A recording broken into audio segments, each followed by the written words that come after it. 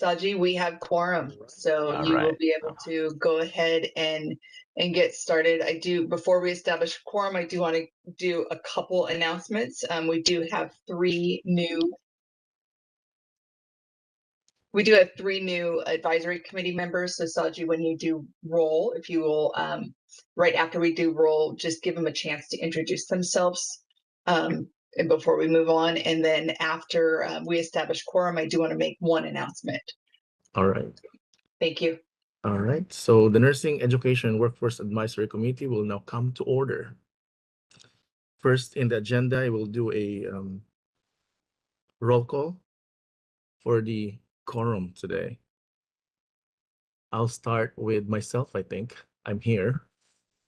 Tommy Bond Hall, Dr. Tommy Bond Hall. She is not in attendance Not today. here. Sherry Fortin.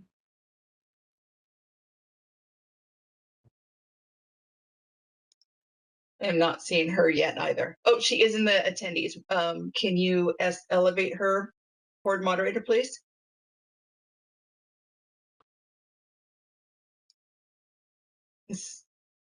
Sherry, are you able to come off mute and be counted towards quorum, please? Yes, I'm sorry. Just trying to get organized here with my technology. Yes, I'm here getting my camera. Welcome. Thank you. Next is Wendy Hansbrough. Hi, everyone. I'm Hello. here. Good morning. Next, I have Alice Benjamin. Present. Hello. Dr. Hazel Torres. Morning, present. I have Christopher Harkins. Good morning, I'm present. Hello, good morning. And we have Jacqueline Bowman.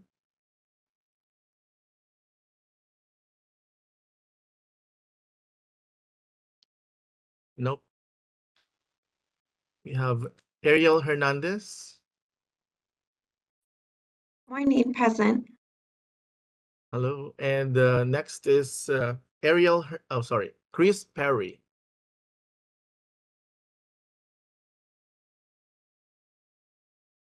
Nope.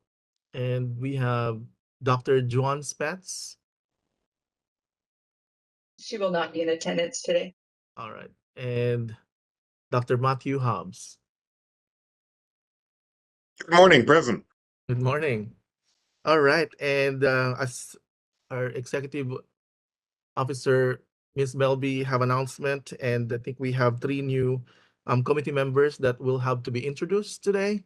So we may want to start with Jasmine. Yeah, Jasmine, if you want to come on and just give us a quick introduction. Hi, my name is Jasmine. Should I say anything about myself or just say hi? You could say whatever you want to about yourself. Yes. I am an active nurse at Ronald Reagan UCLA, and my primary specialty has always been ICU, but the past couple of years it's been in peri-op. And thank you for having me. Thank you. Welcome. Thank you. And we have Rolanda Jackson.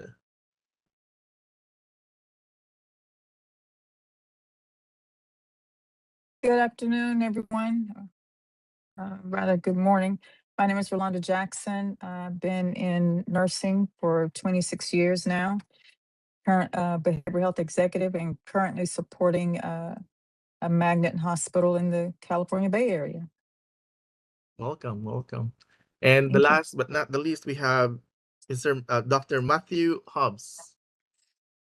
Thanks, Saji. I'm pleasure to be with you here all today as the public member of the committee. I'm a senior vice president for strategic initiatives for Westcliff University, as well as our accreditation liaison officer with WASC.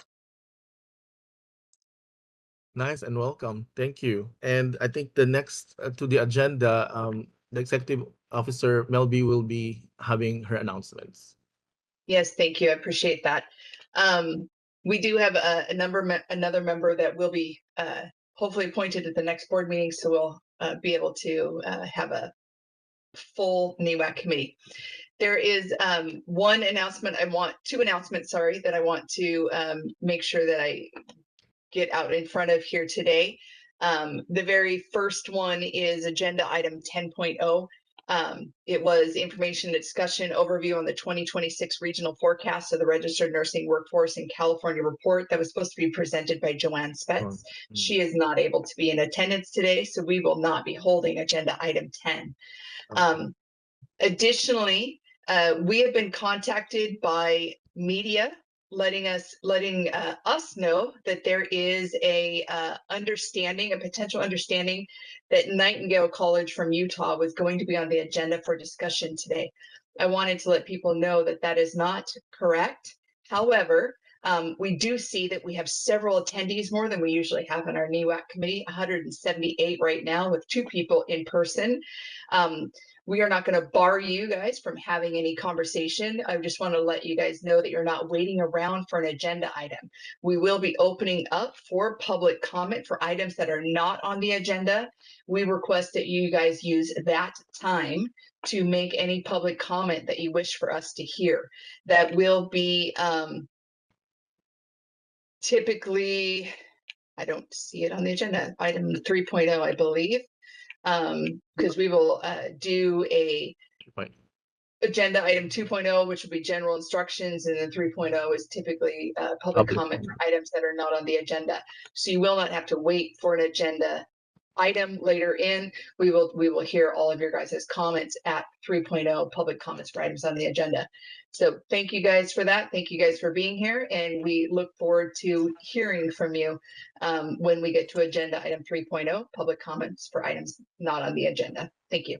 And Lori and Saji, if I may, briefly, this is Reza, the board's legal counsel, regarding public comment. If it is indeed true that we're anticipating comment from folks regarding Nightingale College, I guess that's to be determined. We'll find out here, but just wanted to clarify what Loretta was saying, that there are statutory restrictions that this committee can only discuss what's on the agenda for today's meeting. And so Nightingale College was not agendized for discussion today.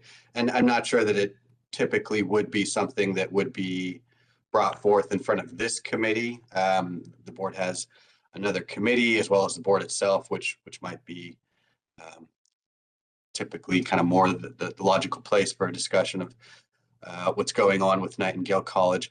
But anyways, it is a statutory restriction that prevents this committee. It's not just the fact that the committee doesn't want to get into it or doesn't feel like it. They're prohibited from doing that by law. So we are, as Lori said, able to take public comment regarding anything, including anything that's not listed on today's agenda, but the committee itself is precluded from engaging in discussion about anything that's not on today's agenda. So that was one point. Secondly, just wanted to put forward, I guess when we turn to public comment for items not on the agenda, we'll see how many folks line up for public comment. And at that time, depending on how many folks are actually lined up, the committee may want to consider whether or not to impose a time limit for each public comment. Because if we've got 180 right now, 184 attendees on the WebEx, and many of them want to make a comment, that time could quickly add up. So something to maybe just consider when we get to that point of having an idea of how many folks are actually lined up there. All right. So with that, I'll turn it back to you. Thank you. Oh, thank you. Thank you. So I just want to make a statement because I am not the chair of the committee, of course. I am the vice chair because the chair of this committee was actually, I'll say she completed her tenure for this committee. So I'll be standing for her behalf. I mean, she's not here anymore. So it's going to be me chairing this committee, NEWAC committee today. Thank you. And then for I think just to confirm that we have a quorum for today after the roll call. Yes, we do. We do. All right. Thank you so much. And we'll go ahead with our next agenda item. I think that we'll have to move to 2.0, the general instructions for the format and teleconferences of this meeting. Thank you. Good morning. This is the BRN moderator. I will be moderating the meeting. To facilitate public comment, we will be utilizing the WebEx question and answer feature, now known as Slido. When the committee reaches a point in the agenda at which public comment is appropriate, the question and answer feature will be turned on, and members of the public can indicate that they would like to make a comment by inserting the phrase, "I would like to make a comment," in the question box, which is typically in the lower right of your screen. I will then call on the individual and send the request to unmute their microphone. The individual should be able to unmute and make their comments. I will then proceed to the next member of the public who has a comment. I will also query our on-site location for comments as well. Please note that the question and answer feature is being used only as a means for members of the public to represent that they would like to make a verbal comment. When your turn comes, you will be prompted to unmute.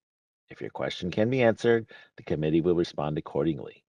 When making your comment, speak about anything you believe is important for the members to know. Remember, committee members cannot address any item not on the agenda, items not on the agenda at that moment, items that you would like to add to a future meeting, or items that will be discussed later on the agenda will be discussed at their correct times during the meeting. I will provide a brief reminder of this approach at the start of each public comment item. Finally, when committee members or BRN staff are not speaking, I would like to remind them to mute their microphone. If I detect background noise during the meeting as a result of unmuted microphones, I will mute your microphone automatically. And that is my general instructions. If we can confirm a time limit for our public comments. If we continue to have, we have greater than 205 people on the WebEx right now. So if they are all here for public comment, we will be limiting it to 2 minutes. We will have to open up public comment first and see what the first commenter is to be able to make that decision. All right.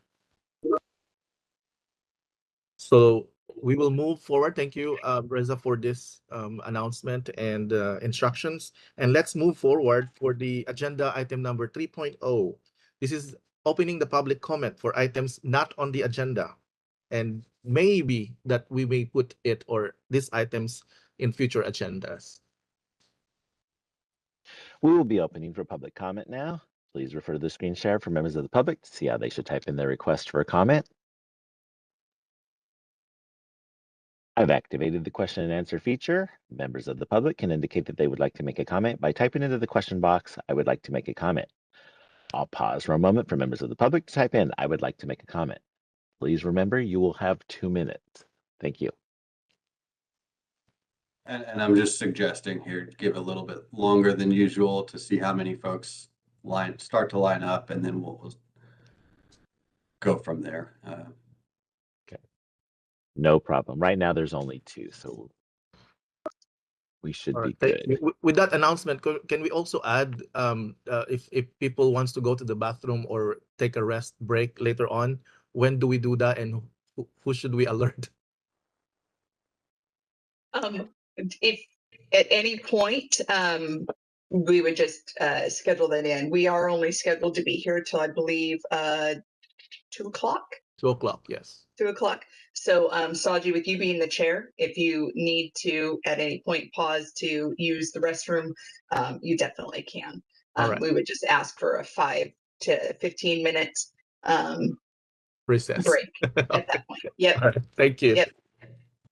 Thank you. Samantha Gerard would like to make a comment. 1 second, please. Wait, hold on. Sorry, before we get into it, how many comments are we looking at?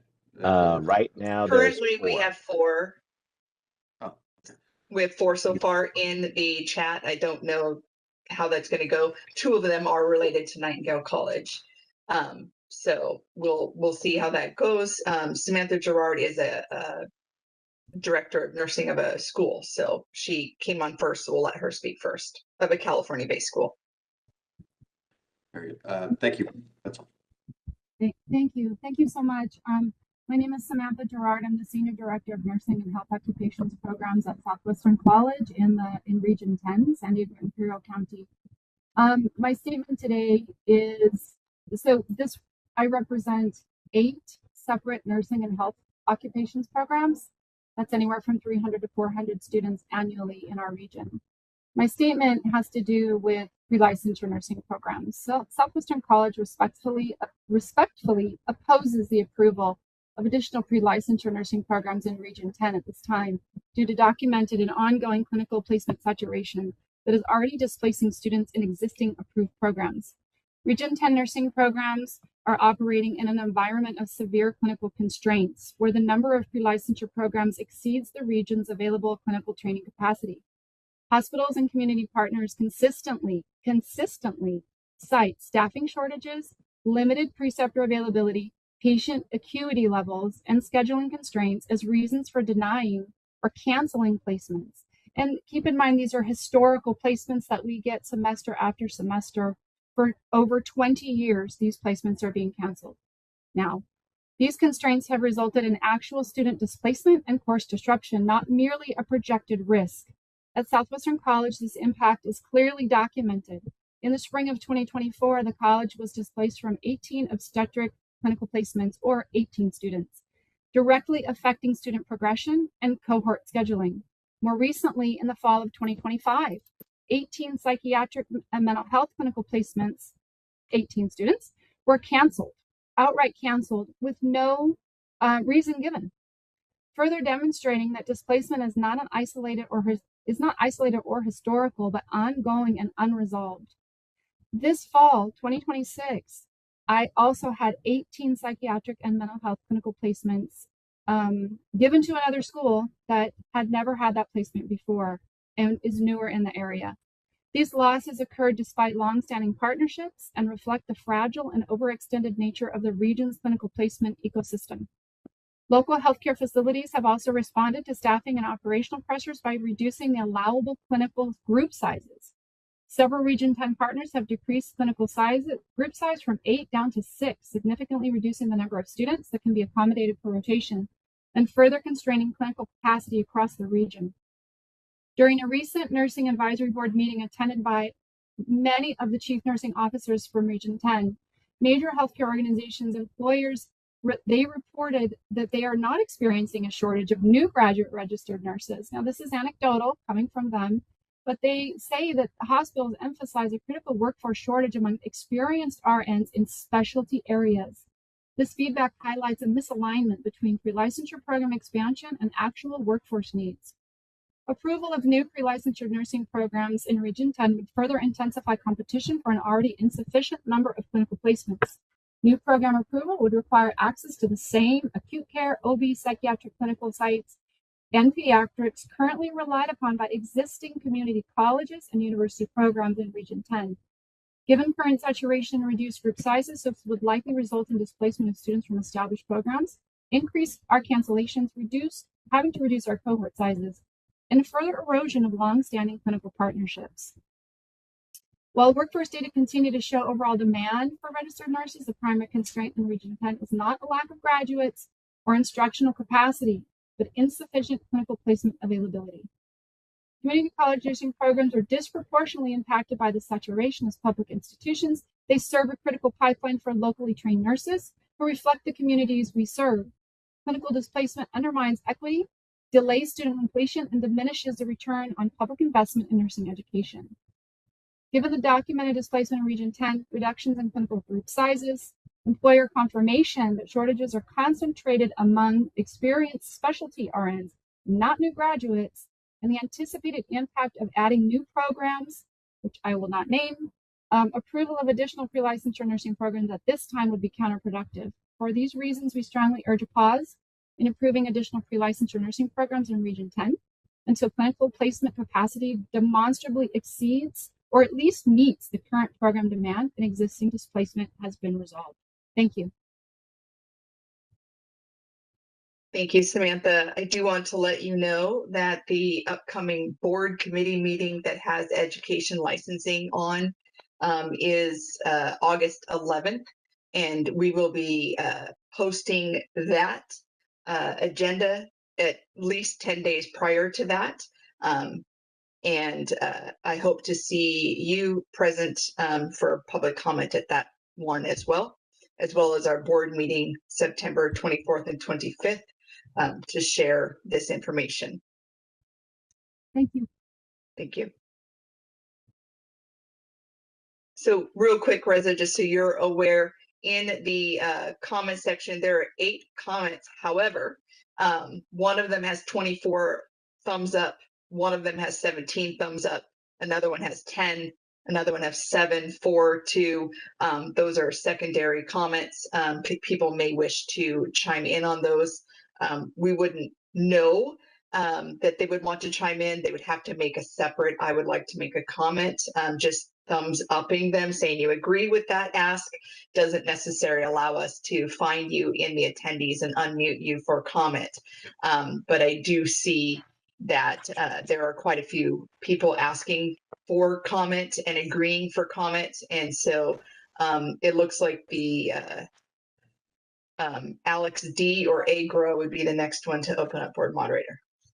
Right. Yes, I'm gonna ask the question here. If they're making a statement in here and not technically asking for a comment, would you like me to ask them if they want to make a comment, or Yes, do I please. just want? Okay, no problem. Yep. Alex D would like to make a comment. 1 second, please. Sorry, are we going to, we're limiting to 2 minutes per comment, just to remind everyone, is that right? Correct. Yes. Okay. Sorry, let me get that ready. Yeah, and then you, board moderator, you could say how that will go if once we limit it to 2 minutes. If you have your spiel. Gotcha. Do we have a timer that's it's gonna I run? do. Okay. Yes. Board moderator does. Yes. All right. Thank you. Mhm. But before we proceed, Lori, this is Reza. So it's just occurring to me that even some of our other committee members might not have kind of a backdrop of what's taking place with Yes. Nightingale. And, obviously the comments to come, assuming that they're generally all going to be related to Nightingale, will be informative. But I had kind of considered making a brief comment or two myself, either before we kind of dive into the Nightingale comments or after. Do you happen to have a preference? I think Whether I jump in making now. a comment in advance would be helpful, especially for the students kind of give a little bit of and recent context graduates and- that are in public comment, as well as our committee members, just letting them know kind of what's going on and why Sure. they're here. Thank Sure. you. That should help us also to Yeah. contextualize And what's going on. Just some background before Sure. Reza starts. Nightingale College is a out-of-state nursing program located in Utah. And so we'll have Reza move from there. Sure. And there's a few things I just kind of thought to mention, and maybe after we hear some of the comments, we'll see if there's more to address. First of all, again, as Lori said, Nightingale College is an out-of-state nursing school. I believe they do most of their teaching online with some in-person clinicals and things. As a quick aside, tangential to the main point, to avoid any confusion, we have had some confusion just due to the use of the school's name is Nightingale College. Meanwhile, there's a completely separate, unrelated thing called Operation Nightingale, which is a federal investigation into some fraudulent nursing school operations and diploma mills. Those are not to be confused. As most of you know, the term Nightingale is frequent. It's prevalent in the field of nursing. Nightingale College is not, as far as we're aware, implicated in any way in Operation Nightingale. And on our website, we have information about Operation Nightingale. So some folks have gone on the website looking for information about Nightingale College, only to find our page about Operation Nightingale, and may have gotten some confusion over that. So those are not related in any way. The issue that's going on with Nightingale College is that under the board's statutes, as you know, the board approves in-state California nursing schools. They're under our jurisdiction. We have nursing education consultants that work with those schools, and it's kind of all a pretty formalized process of board approval and the changes that they need to make that need to go through the board, etc. When it comes to out-of-state nursing schools, our statute says that the board can approve an applicant who graduated from an out-of-state school, and I'm paraphrasing, but this is essentially what the statute says. We can approve an applicant who graduated from an out-of-state school if that school's course of instruction is equivalent to the board's standards for schools in this state that the board does approve. So the standards is essentially equivalency between our course of instruction, our requirements, and other schools.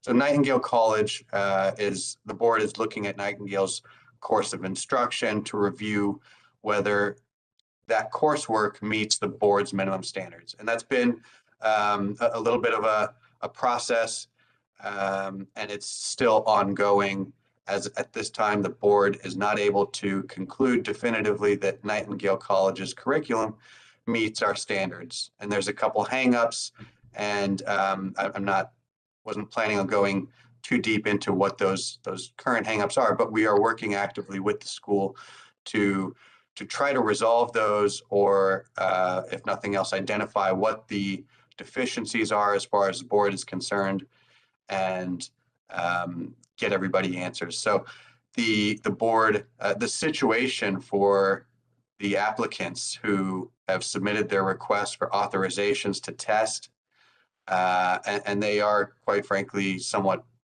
on hold. They're in, we'll acknowledge, somewhat of a limbo status, and that is not lost on the board. We recognize that those folks are eager to test, that time is of the essence, and that they want to get out there and pass the test and get to work doing what they've trained to do. The board is unfortunately kind of caught in the middle right now, where we have to, we recognize that, while at the same time we have to uphold what our statute says and enforce it, and ensure that the coursework that those students have taken meets the board's minimum standards. One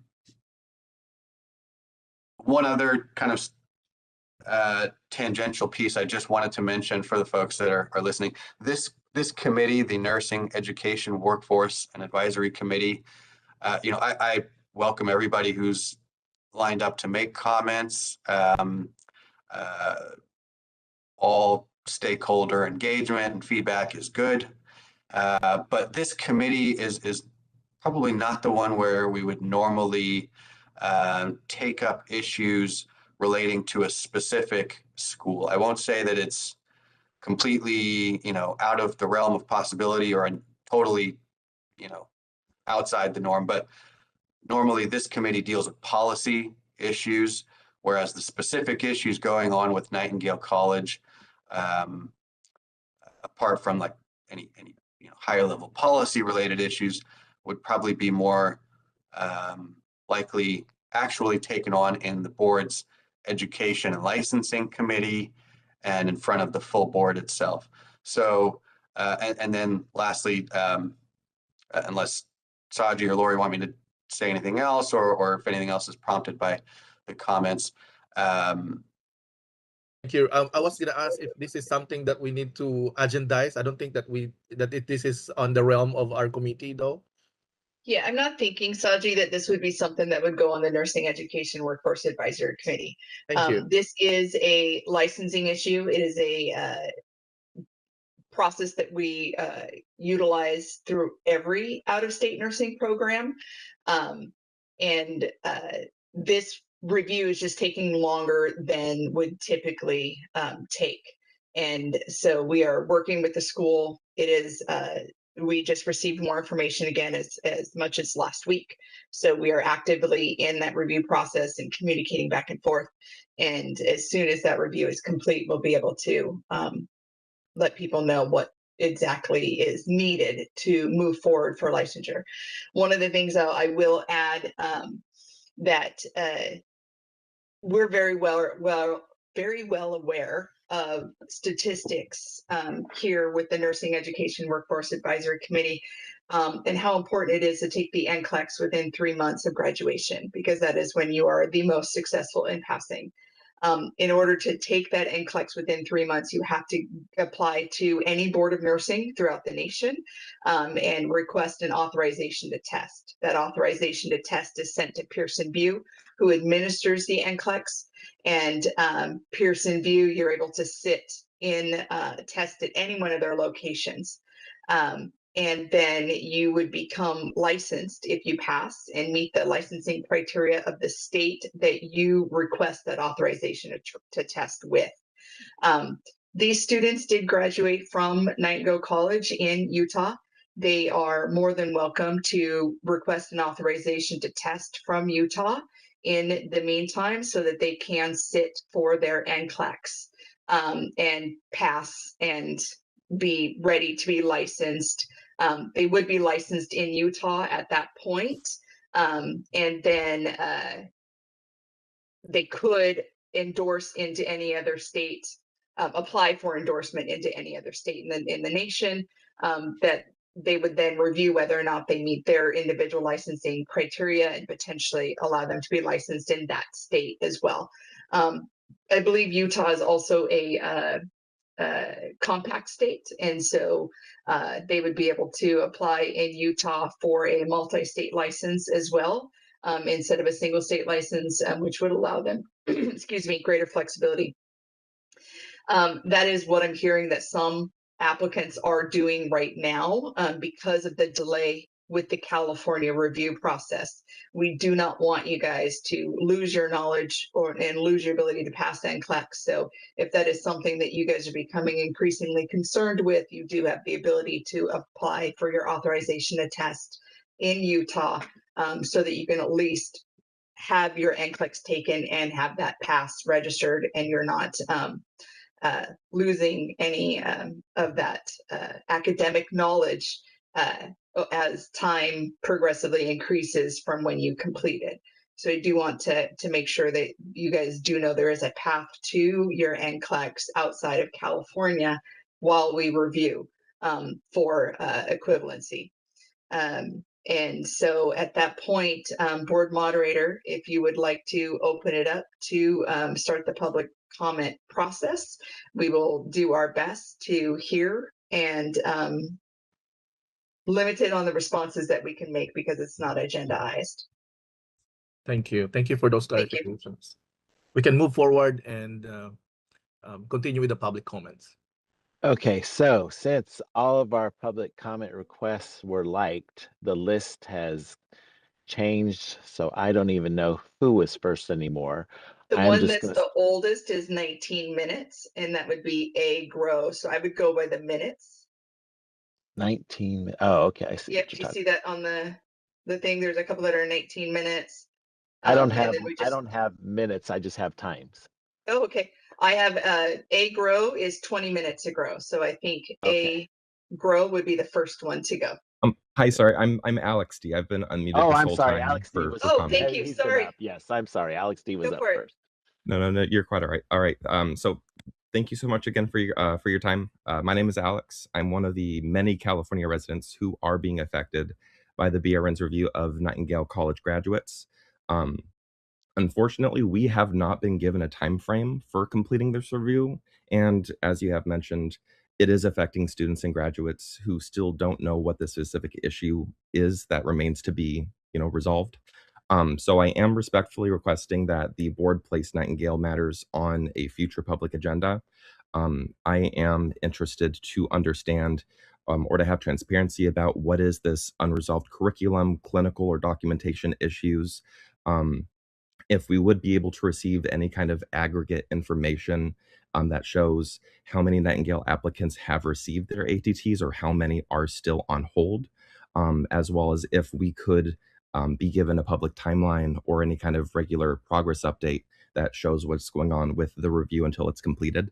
I just want to make it very clear that I'm not asking the board to waive any kind of California requirements. I definitely respect the work that you guys are doing to make sure that you have effective nurses in the workforce.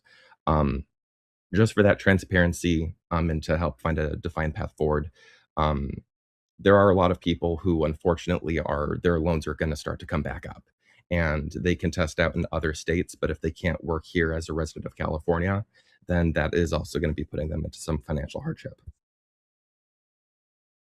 Thank you for that. We do not have a specific timeline. Unfortunately, it is dependent on the information received from the school and the review process. Like I shared earlier, the most recent information that was received from Nightingale College for review was sent to us as soon as last week. So I can tell you affirmatively that it is the top priority. It is the school that is being reviewed. No other schools being reviewed at this point. It is Nightingale that is being reviewed. All other school review processes have been put on hold while this review is completed, because this is the one that is the largest effect at this point. All right, thank you. I think we can move to the next public commenter. A. Grow would like to make a comment. 1 second, please. Grow is recognized. Thank you. Thank you for your time.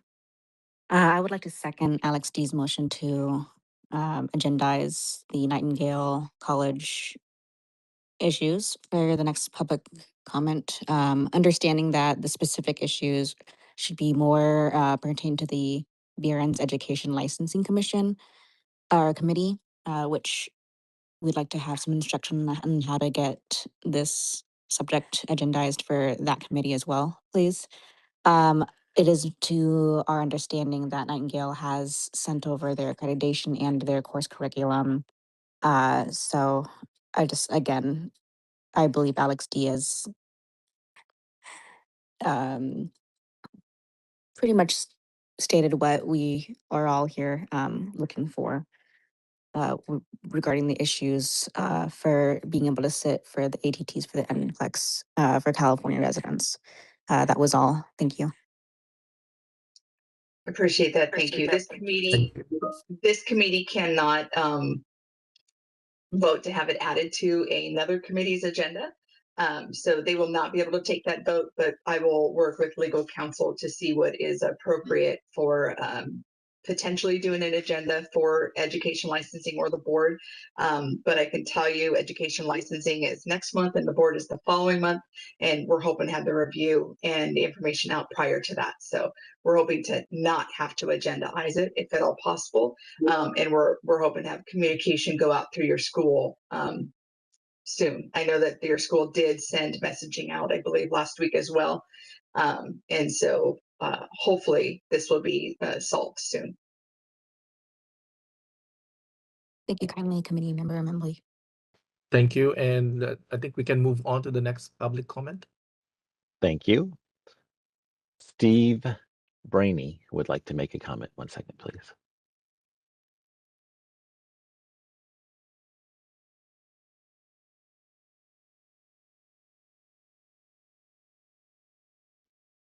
Hello, thank you, board, for your time. I also just want to second what Alex D said, and I appreciate all that you're doing. Thank you.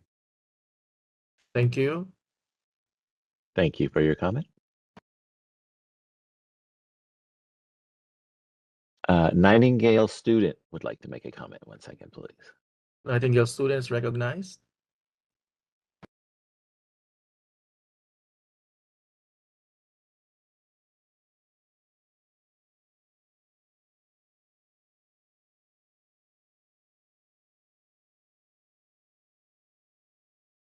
Nightingale student, are you able to unmute yourself? If you have windows open on your computer, you would have to minimize them. Oh, Nightingale student, hold on here, let's see. They dropped off. Okay. BB Jazz would like to make a comment. 1 second, please. All right, thank you. Jazz is recognized. Please make your comment.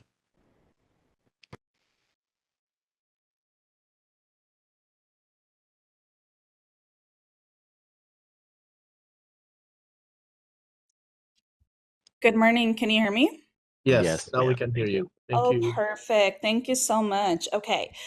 This is BBI Jazz. I am a California resident currently enrolled in an online out-of-state BSN program. I appreciate, thank you, Chair and the board members for the opportunity for allowing us to speak. I appreciate the work the board does to protect the public and ensure nursing graduates are prepared to provide safe patient care.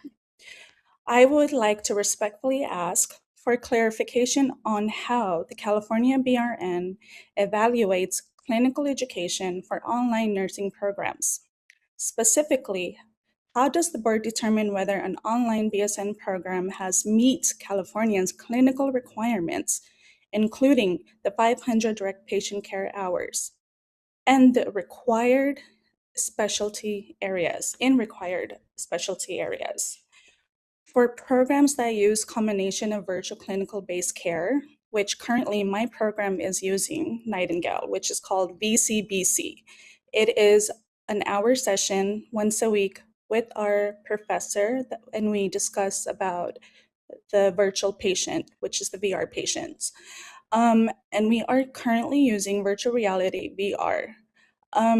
In general, stimulation and in-person clinical placements.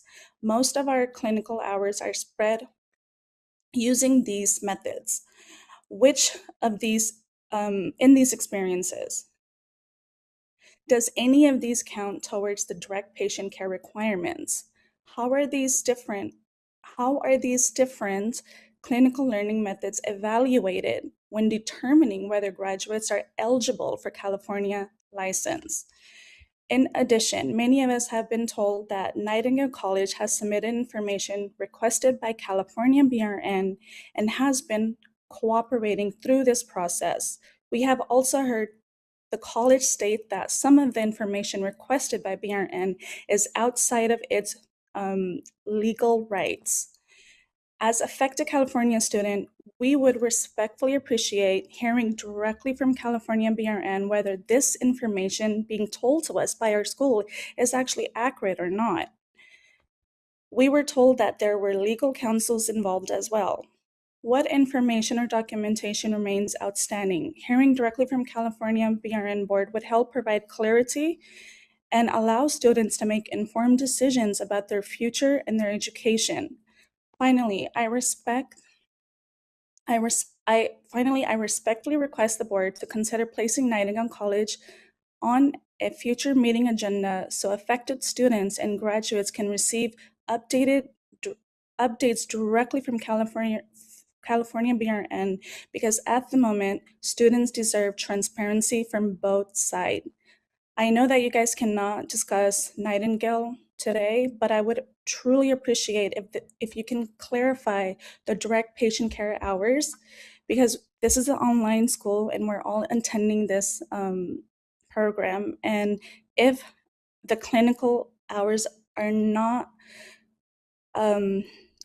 meeting California standards, then this really does impact our education. And I'm in my second semester, and I would truly appreciate some guidance so I can make an informed decision if I have to transfer or move elsewhere. Thank you so much. Appreciate that. I'm going to give you some website information for everybody that is in the comment periods to take a look at. On our website, and I'm actually going to screen share just so that you guys can see what I'm seeing. So give me 1 second here to pull this up. Okay, this is our California Board of Registered Nursing website. On the front page, it says Nursing Practice Act. You can click on that. You can go down to the pre-licensure nursing programs, Article 3. And then it's going to load, and we're going to go into 1426, which is required curriculum.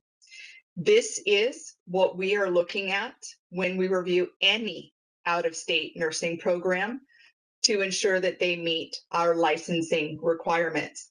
This is the exact requirements that our in-state programs are held to, as well as international out-of-country graduates. Everybody is held to the exact same requirements. It does talk about the requirement for 58 semester units 87 quarter units. 18 of those semester units must be in the art and science of nursing in theory, and then 18 semester units must be in the art and science of nursing that are clinically based. Additionally, they do need to touch all content areas: med-surg, OB, peds, psych, mental health, and GERI. They also need to cover all of the content that is in D, where it says instruction outcomes will focus on. And then it also says the following shall be integrated within. And this on the very bottom G is a calculation that is used to make sure that the hour requirement is the same. The other additional one that is in there is D, where it says theory and clinical practice shall be concurrent in the following areas. So I'm going to back up again to another document that we have on our website that I will share. And that is, if you go to our homepage under education, it'll say pre-licensure distant education, institutional and programmatic information.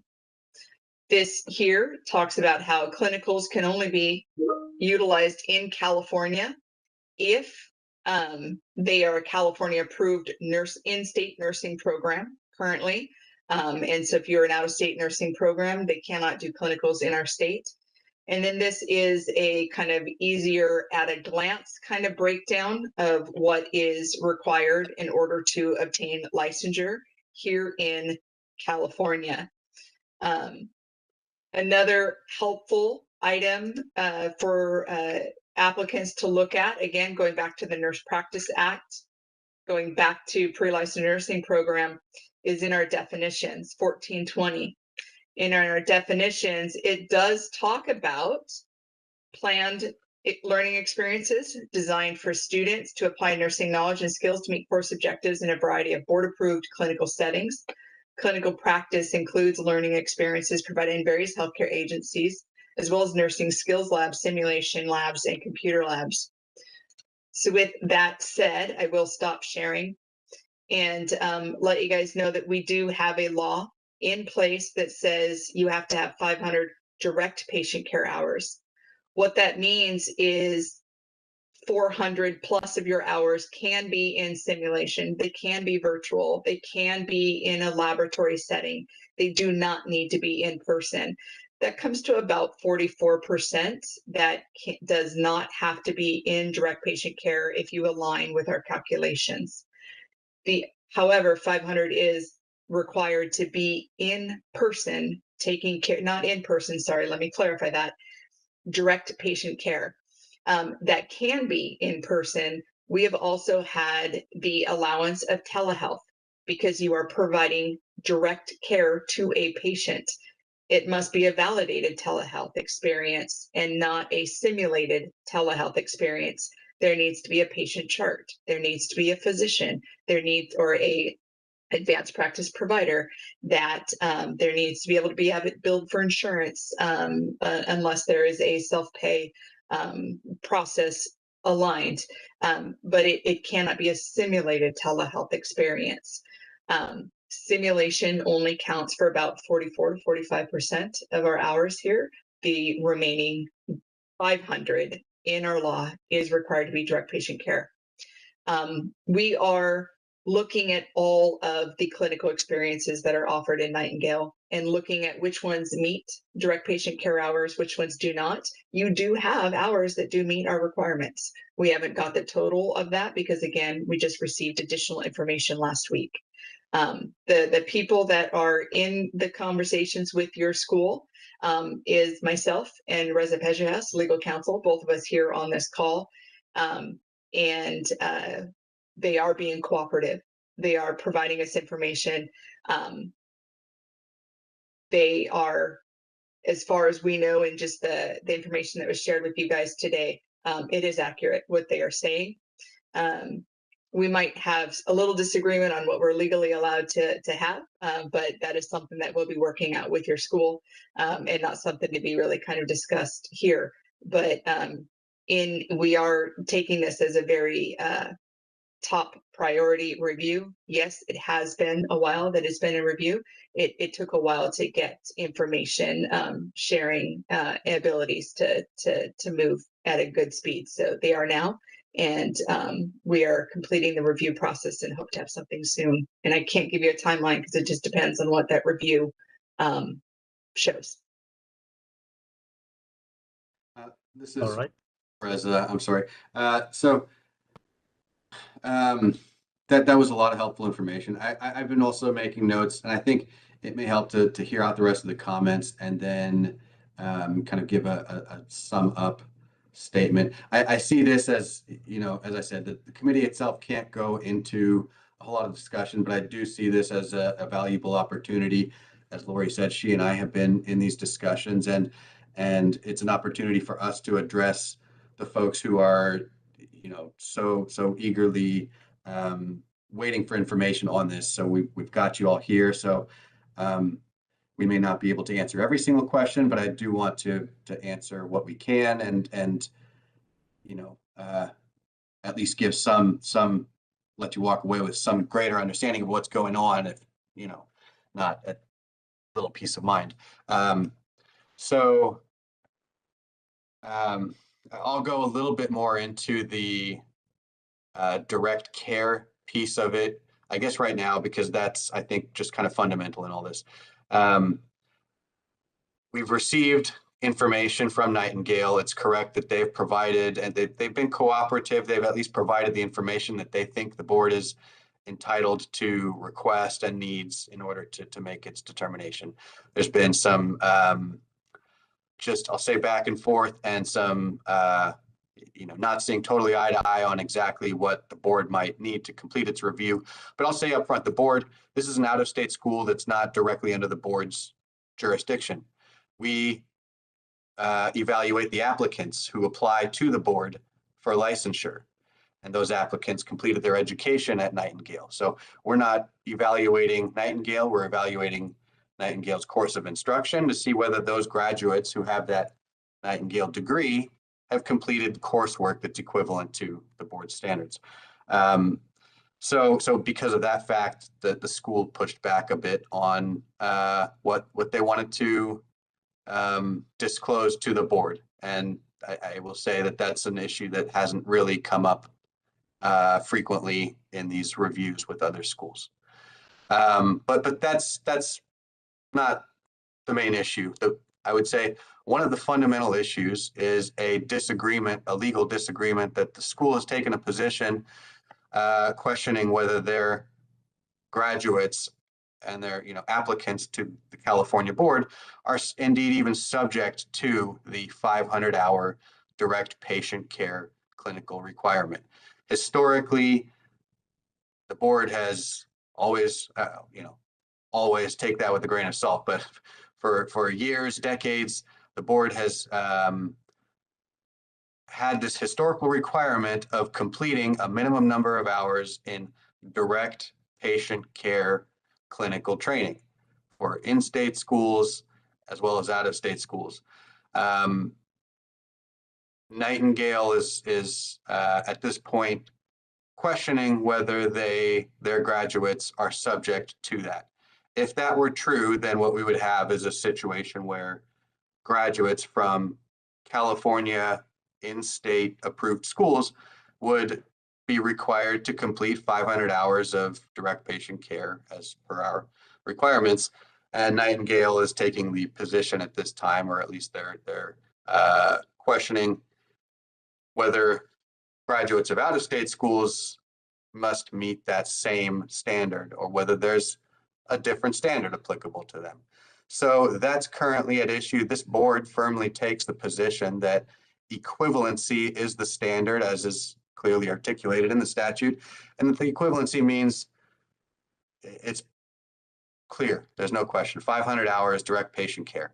So the very you know, applicability of that requirement is a little bit up in the air, and whether or not the school's students are doing 500 hours of direct patient care. You know, obviously, I think it's fair to say that like a VR patient is not going to constitute direct patient care. So it's, that's a cool modality. It's, I'm sure, helpful for training, but it's not direct patient care. So it's still a process. I regret to say that it is a process going through this stuff and getting the information from the school and for the board, for Loretta herself to evaluate it and make these determinations.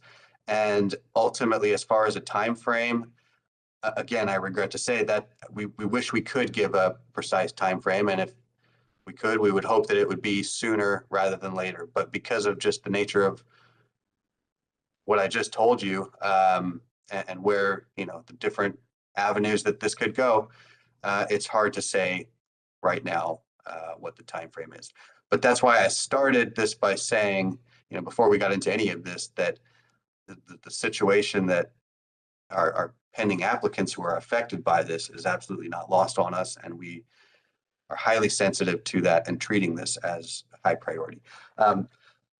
So I wanted to kind of just be direct, at least on some of what's going on. There was a call for information about what the underlying issue is. So I'm sorry that we can't go, too in depth. I'm recognizing again here we've been an hour in this meeting and really haven't dove into the agenda items itself. But I'll pause there and maybe we can continue with the public comments, and I'll keep taking notes. And if there's a need for me to kind of jump in at the end again and sum anything up, I will, but I'll leave it there for now. All right, so I think we can move forward to the next public commenter. BRN moderator, is there anybody else that's pending? Oh, yes, we have many. Yes. Just as a reminder, try and keep your comments to 2 minutes if you can. Orlando would like to make a comment. 1 second, please. Orlando is recognized and you can make your comment. Hi, can you hear me? Yes, sir. Hi, thank you so much for your time. We really appreciate all the information you have provided us. So I'll just give it a little bit information about myself at least.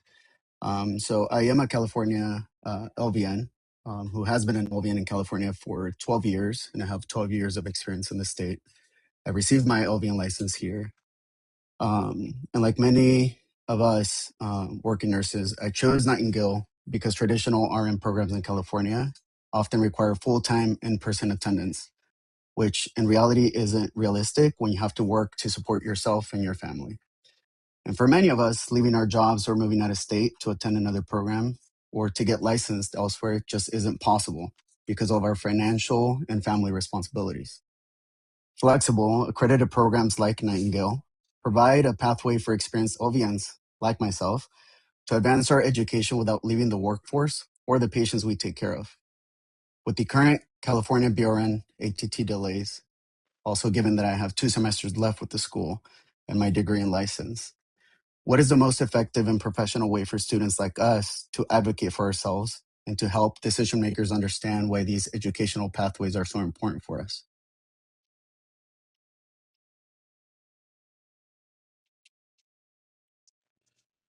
For the comment, take note. That's noted. Let's move to the next commenter.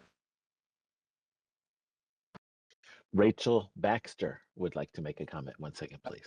Before we go into that, I just wanted to add, just as we continue through these comments, I just want to kind of set an expectation that we may not be answering each question as they come.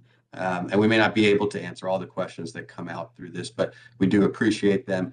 We're taking notes, and as I said, we'll try to circle back at the end to what we are able to speak to. Thank you, Reza. Moderator, do we have next commenter? Yep. Rachel Baxter. Rachel Baxter, you're recognized, please. Hi, can you hear me? Yes. Okay, fantastic. So I'll try to make this quick.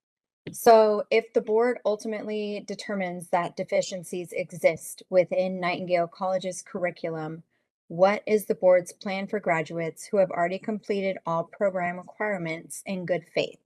Specifically, what pathway will be provided to allow qualified graduates to become eligible for licensure without being unfairly penalized for circumstances outside of their control? Also, the board has emphasized the importance of direct patient care experiences in nursing education. At the same time, many out-of-state nursing programs face significant challenges obtaining in-person clinical placements in California. How does the board reconcile these expectations with the barriers to accessing California clinical sites? Does the board believe these limitations may unintentionally hinder the preparation of future nurses and contribute to California's nursing workforce shortage? If so, are there plans to improve access to in-state clinical opportunities while maintaining educational quality? Lastly, if California graduates are ultimately required to seek initial licensure in another state, such as Utah, before returning to California, what guidance can the board provide regarding that process? Would the California BRN accept licensure by endorsement for graduates in this situation if they meet all applicable requirements? Approximately how quickly could a graduate test in another state, obtain licensure, and apply for endorsement into California? Additionally, for many of us, including myself as a single mother of 3, relocating out of state is simply not a realistic option. Has the board considered the financial and personal burden this process could place on graduates? And is there any alternative pathway that would allow us to become licensed in California without leaving the state? That is all. Thank you. So I will jump in at this one real quick and just kind of level set if I can. We are not telling you to go and do an authorization to test in another state. And we are not telling you that your pathway to licensure is through endorsement. We are saying that if you are worried about the length that it's taken for our review in order to get an authorization to test, you have the option to apply for an authorization to test in Utah, where your school is located. That may not be the right choice or financially something that you guys can do. So we're not telling you to do that. I made that statement as a, if you are concerned with the delay towards taking your NCLEX because you have not been issued the authorization to test through California yet. Endorsing applicants are held to the same standard as exam applicants. Your curriculum needs to meet licensing standards in California, whether you've been a nurse for 20 years or you are just a new graduate nurse. The same standards hold true. So if it is determined that a out-of-state school, and I'm not saying Nightingale, I'm saying in general, if it is determined that a out-of-state school does not meet licensing requirements,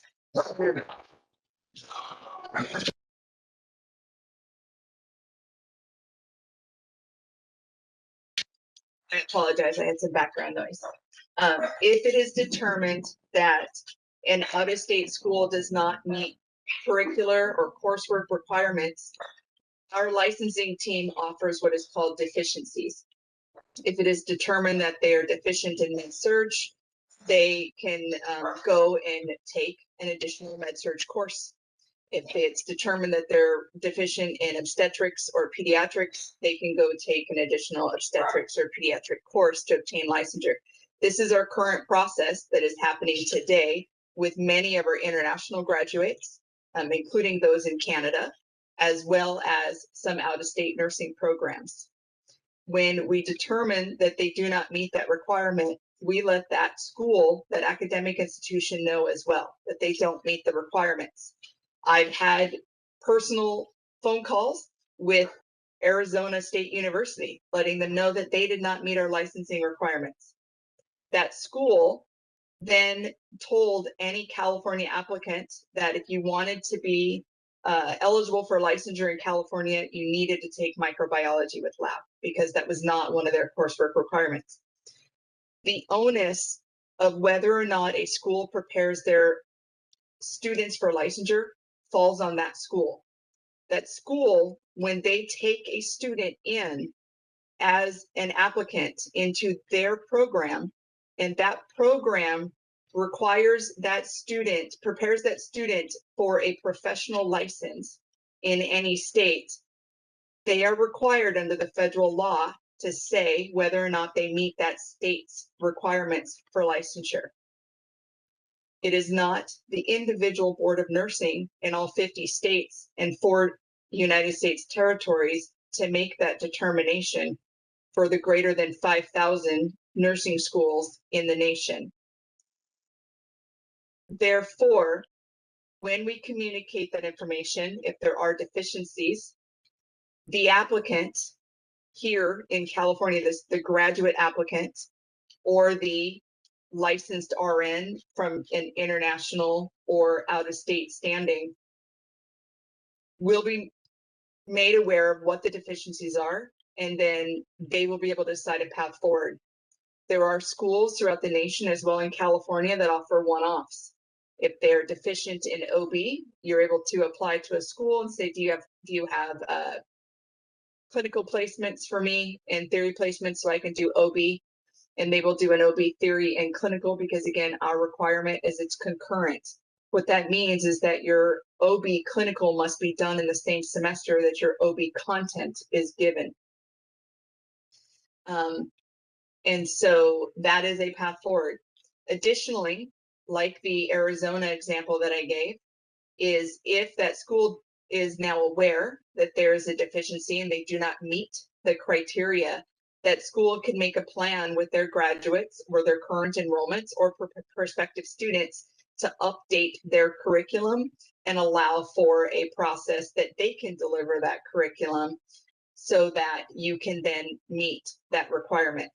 An example would be if it is determined that an out-of-state or an international-based student school is short 2 units, and it is determined that those 2 units are located that would have held leadership, management, and advanced med-surg criteria, then that school could offer an advanced med-surg course with clinical that would be able to be given concurrently, that would then be able to allow them to sit for licensure in the state that that deficiency is determined in. It would be up to the school if they decide to do that, and it would be up to the applicant for licensure in California to determine whether or not that is a path that they want to pursue.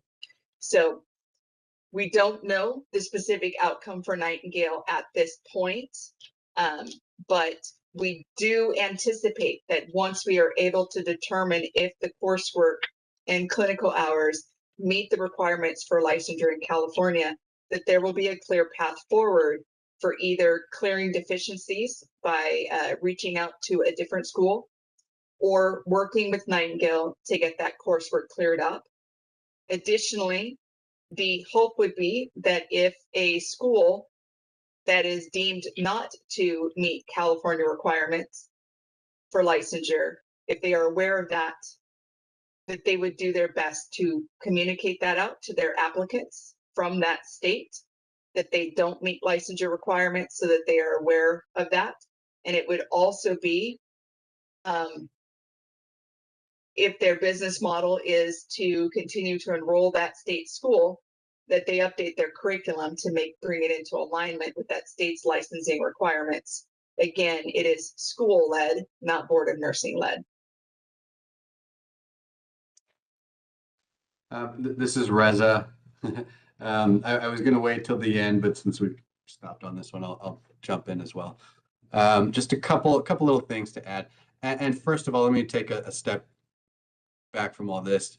Thank you to the committee members who didn't anticipate this discussion and are possibly hearing about some of this stuff for the first time. We've taken up a lot of the meeting with this. Obviously, as you can tell, this is a very important and urgent issue in front of the board, but we appreciate you kind of listening through it, and hopefully it's been informative and helpful. Another kind of just preliminary statement, to be very, very clear, the board is not, in no way are we like making a judgment call about Nightingale College or about applicants or graduates from the college, that it's, somehow inferior or anything like that. The board is very simply just doing an evaluation of what it perceives to be the requirements for, in-state schools, and whether Nightingale is teaching a course of instruction that's equivalent to that. And it just comes down to kind of a black and white, are they meeting it or not? But it's, the gentleman who spoke earlier about his reasons for that type of a program fitting for his situation. We completely understand that, and this isn't like a judgment thing in any kind of a way. That said, the last commenter spoke about having completed the program requirements in good faith and seeking a pathway without penalty. We absolutely recognize that the students who completed the curriculum did it in good faith and don't deserve a penalty of any kind, and are really kind of stuck in the middle of this. And this board's highest purpose is protection of the public, who we regard, the students who attend schools, amongst others, as members of the public, who we seek to protect. That said, the board, again, has kind of a black and white set of criteria that it needs to enforce, and what it deems required coursework, and that an out-of-state program must equivalently provide. It's just kind of black and white. So the board is not seeking to penalize anyone. We recognize the good faith that the students had in completing it, and the sacrifices that were made, all of that. And we're hopeful that we can reach a resolution of this that doesn't disrupt everyone's lives. That is very, very much the hope, but it'll come down to kind of what the determination is after really getting through the details of what Nightingale's coursework is like. One other thing about, clinicals within California being difficult to access, and that potentially limiting folks from being able to seek education. That's front and center in front of the board all the time. If you were listening earlier, the very first public comment that we had, which had nothing to do with Nightingale College, I assume, but it had very much to do with clinical impaction and the struggle to find clinical placements for in-state schools as well. So it's clinical placements is always a challenge. We're very well aware of that. It can be seen as kind of a bottleneck to the workforce. That's not unknown. It's a known issue, but the board still sees direct patient care as an essential part of training nurses, and has established a minimum standard for that. So even though there are challenges in getting clinical placements, that's not to say that this board is willing to waive direct patient care as a requirement to train nurses.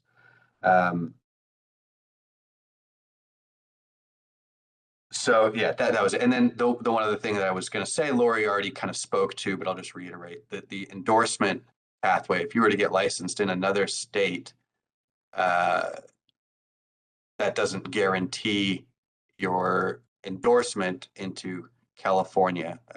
The standards are the same. So I guess that's all I had for now. And Thank you, Reza. Sure. I think we'll proceed with the next public commenter if there's still people on the list. Lacey Cassidy would like to make a comment. 1 second, please. Lacey Cassidy is recognized, and please make your comment. Hi. So my comment is that I personally know someone that graduated in April that has received their ATT. According to Nightingale, 11 people from that class have received their ATT. So I'm just wondering why they would receive theirs if this is still going on. And that's all. Thank you. Thank you. Noted. Thank- And is there anything we need to respond to that? I don't think there is. Okay, so we'll go to the I'd like next to topic. just go through the comments, make notes, and circle Yes. back at the end rather than Thank you. stopping on each one. All right. I think that's the best way forward. All right. So thank you. And BRN moderator, is there anybody else on the list? Connie Lafuente would like to make a comment. 1 second, please. Connie Lafuentes, recognized. Please make your comment. Hello, everyone. I just want to share that I work with the consortium in the San Diego Imperial region, and I just want to ask the board to please be cautious in terms of continuing to accept new programs into our region, as the consortium is a membership of 200 members that belong to public and private schools as well as healthcare facilities. And we all are feeling the impact of the shortages on placements. And I just respectfully ask the board that we're not asking for all programs growth to stop, but we're asking for the board to match growth with capacity, continuing to grant new schools approvals to start programs in San Diego Imperial region before clinical placement capacity is ensured. It affects student success and the overall nursing workplace pipeline. So that's all what I wanted to say. Thank you. Thank you for that. Connie. Next And comment. then, Thank you, Connie. Connie, I would ask that you join the Education Licensing and Education Licensing Committee next month, as well as the board meeting the following month for public comment at that point, please. Thank you. Thank you.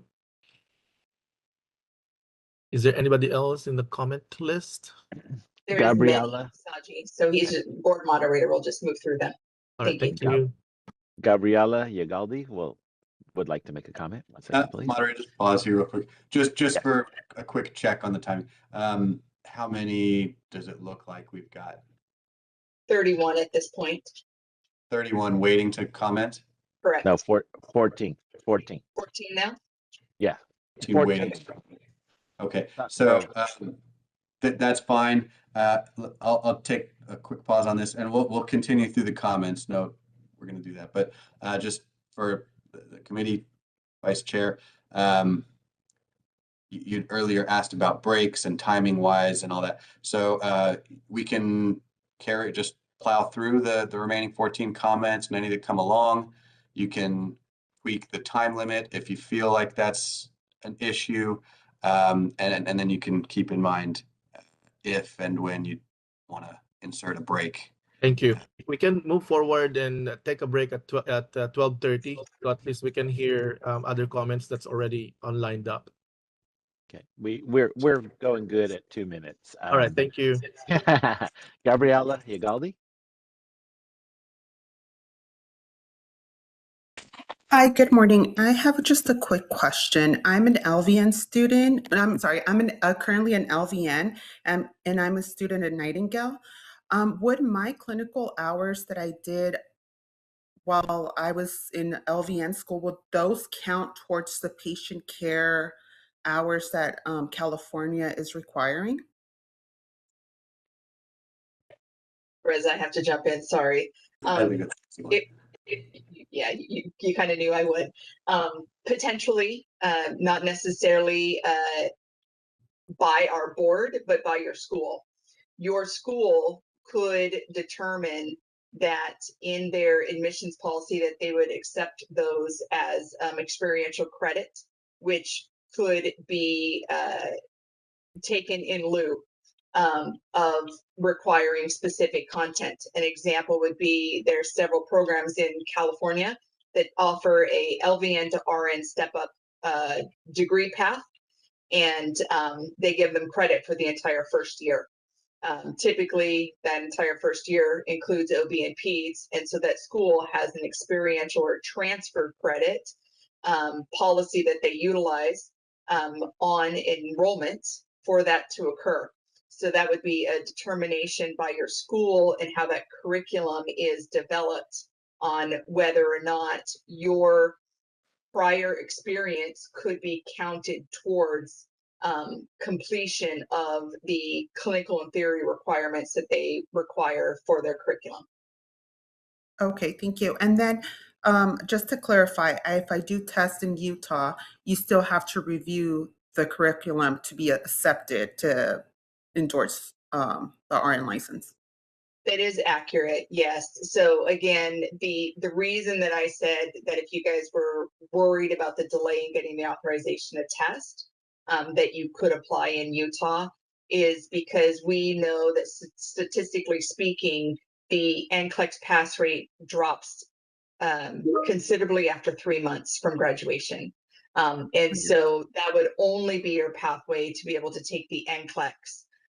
If that is something that you guys were concerned with. If you're still seeking licensure in California, your requirements remain the same, and we still have to complete our review for that. That review process, if it is decided at the point that everything makes, we would be able to meets the requirements, we'd be able to issue the authorization to test. If it is deemed that they don't meet requirements, we would not be able to issue the authorization to test, causing again more delay because you didn't meet our criteria. And so being mindful of the NCLEX requirements and that how important that test is, that is why I offered that as a potential ability to get the test out of the way and off your shoulders, and be able to kind of maintain those same pass rates that you would if you were able to test within the first 3 months. Because I know that for many applicants in California, we've gone past that 3-month mark and they have not been able to test. So I wanted just to kind of give a secure pathway for that to be addressed, but not for licensure in California. Okay. Loretta, this is Reza. I want to make sure that the information was complete and clear. You mentioned that the clinicals that she did during her LVN coursework could be considered by an RN school towards credits that the RN school accepts. But those clinicals during LVN school, for example, wouldn't count towards the 500-hour requirement that we've got due to the concurrency requirement and potentially other things. So as far as licensure. Correct. The only caveat is if we do so real quick, Reza, if we do a comparison that this, say, California approved nursing program, I'll use an example. So school A in California has a approved generic curriculum. And part of that requirement that we have is that you must evaluate for transfer credit and grant credit, both for nursing as well as general education. If a school on their enrollment says, we are not going to require PEDS and OB for an LVN to RN step up, and that is how their curriculum is approved, we would not require those hours to be made up in different content areas. If their generic curriculum has hours contributed to OB and PEDS that made up that 500 hours, we would then allow for that credit towards that 500 hours by looking at their enrollment agreement and their curriculum plan for their LVN to RN step up. So if it is allowed as a transfer credit on enrollment, and again, that's the key, it is an agreement on enrollment. It is not an agreement after the fact. It is an agreement on enrollment and it's part of your course plan, then that credit can be given. That is what we currently do in California. And so there are programs out there throughout the state that do an LVN to RN step up, and their curriculum clearly defines which content is allowable in that accelerated or advanced placement option, and we review it against their general curriculum to ensure that it all aligns. But it is on enrollment. It is not after enrollment, and it is not after graduation. We have to align with the Title IV. So I'm sorry. Real quick, One more Mr. question. I'm sorry that we're in the weeds on this, but just to kind of wrap this one up, what I'm hypothetically envisioning is a scenario where, let's say it's determined that hypothetically Nightingale generally doesn't meet the 500-hour requirement that this board has for direct patient care, and that the pending applicants get deficiencies for that reason. Could an applicant say, well, I addressed this deficiency because I did additional clinicals during my LVN coursework? In that limited hypothetical scenario, I think those clinicals from LVN school are not going to carry over to help you get licensed in California. So that is accurate, Reza. Yes, and Nightingale does offer 2 pathways, one for an LVN and I believe one for a medic. And those currently are being reviewed too, to see if there's any possibility for that to occur. And that is something that we are looking at, but that is not looked at after the fact, if that makes sense. So it is in alignment with what you're saying, Reza. So one last question is, if we do have to redo clinic, or if we have to do more clinical hours based on what you guys find that Nightingale's curriculum is missing, we have to redo also theory? Is that correct? Or we could just do clinicals? In our law, it requires concurrent theory with clinical. And that means you would enroll in another semester. You would take a theory component that would complement the clinical practice that you are about to do. Schools can develop that in a way that meets that requirement. It doesn't have a specific hour requirement for that.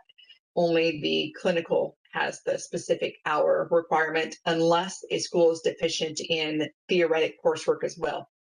If they're deficient in the theoretical coursework as well, say by 1 semester credit or 2 semester credits, then the hope would be is that they would make a 1 or 2 semester theory unit that would complement the missing or deficient clinical requirement too. And so both of those would be done in the same semester or quarter, depending on how your curriculum's developed.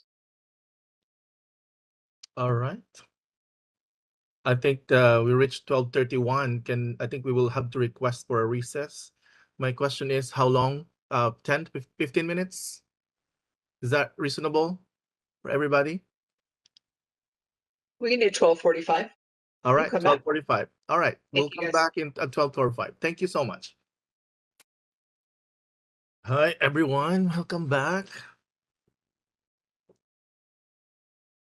Should we do a roll call and get the quorum?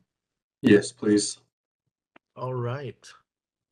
So let me just get my list. All right, welcome back to everyone. And I'm doing the roll call to make sure that we have the quorum. I'll start with myself, Saji de Guzman. I'm here, present. Dr. Tommy Von Hall.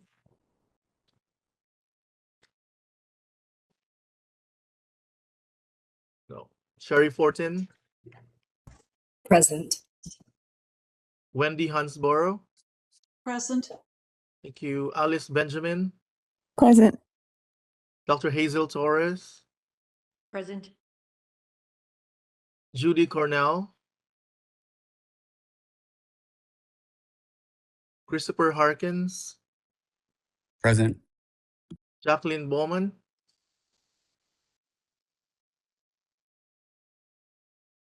Not here. Ariel Hernandez. Present. Thank you. Chris Perry.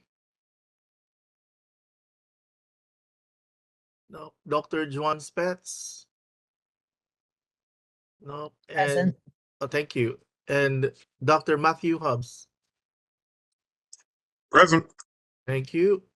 All right. Moderator, do we have quorum? Thank you. You do have quorum. Welcome back. All right, thank you. We are going to move to BRN HQ, the in person. So we'll have a little movement here. If we could have the next commenter come up to the microphone in BRN HQ. While we wait for that, this is Reza, Board Counsel. Just a quick procedural requirement for our committee members. Under Bagley-Keene, we've got to ask you all to have your video cameras on to count towards quorum, unless you've got like a bandwidth issue or some technological problems. So just a reminder as we go forward. And then moderator, we're taking the in-person comments. Is that right? Yes. Yes, the in-person people have to leave. Oh. Well, Thank you for the reminder then. So everybody, all the members of the committee are advised to turn on their cameras.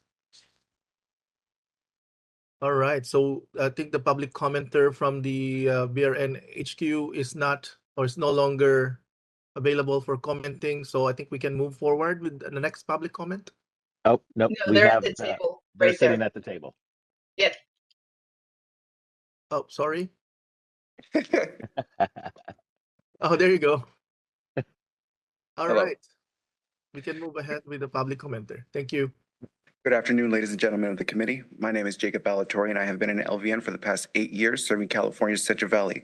My career spans over 2 areas of care, emergency rooms, and our jails. I have proudly served my community, so much so that I went back to school and earned my Bachelor's of Science in Nursing from Nightingale College of Utah. I am here today to bring to light a situation that is ongoing between the BRN and Nightingale College. I will say this, I know that speaking here today, my grievance will not be resolved. However, I believe the situation plays a direct role into the topics that will be discussed today or in future committee meetings.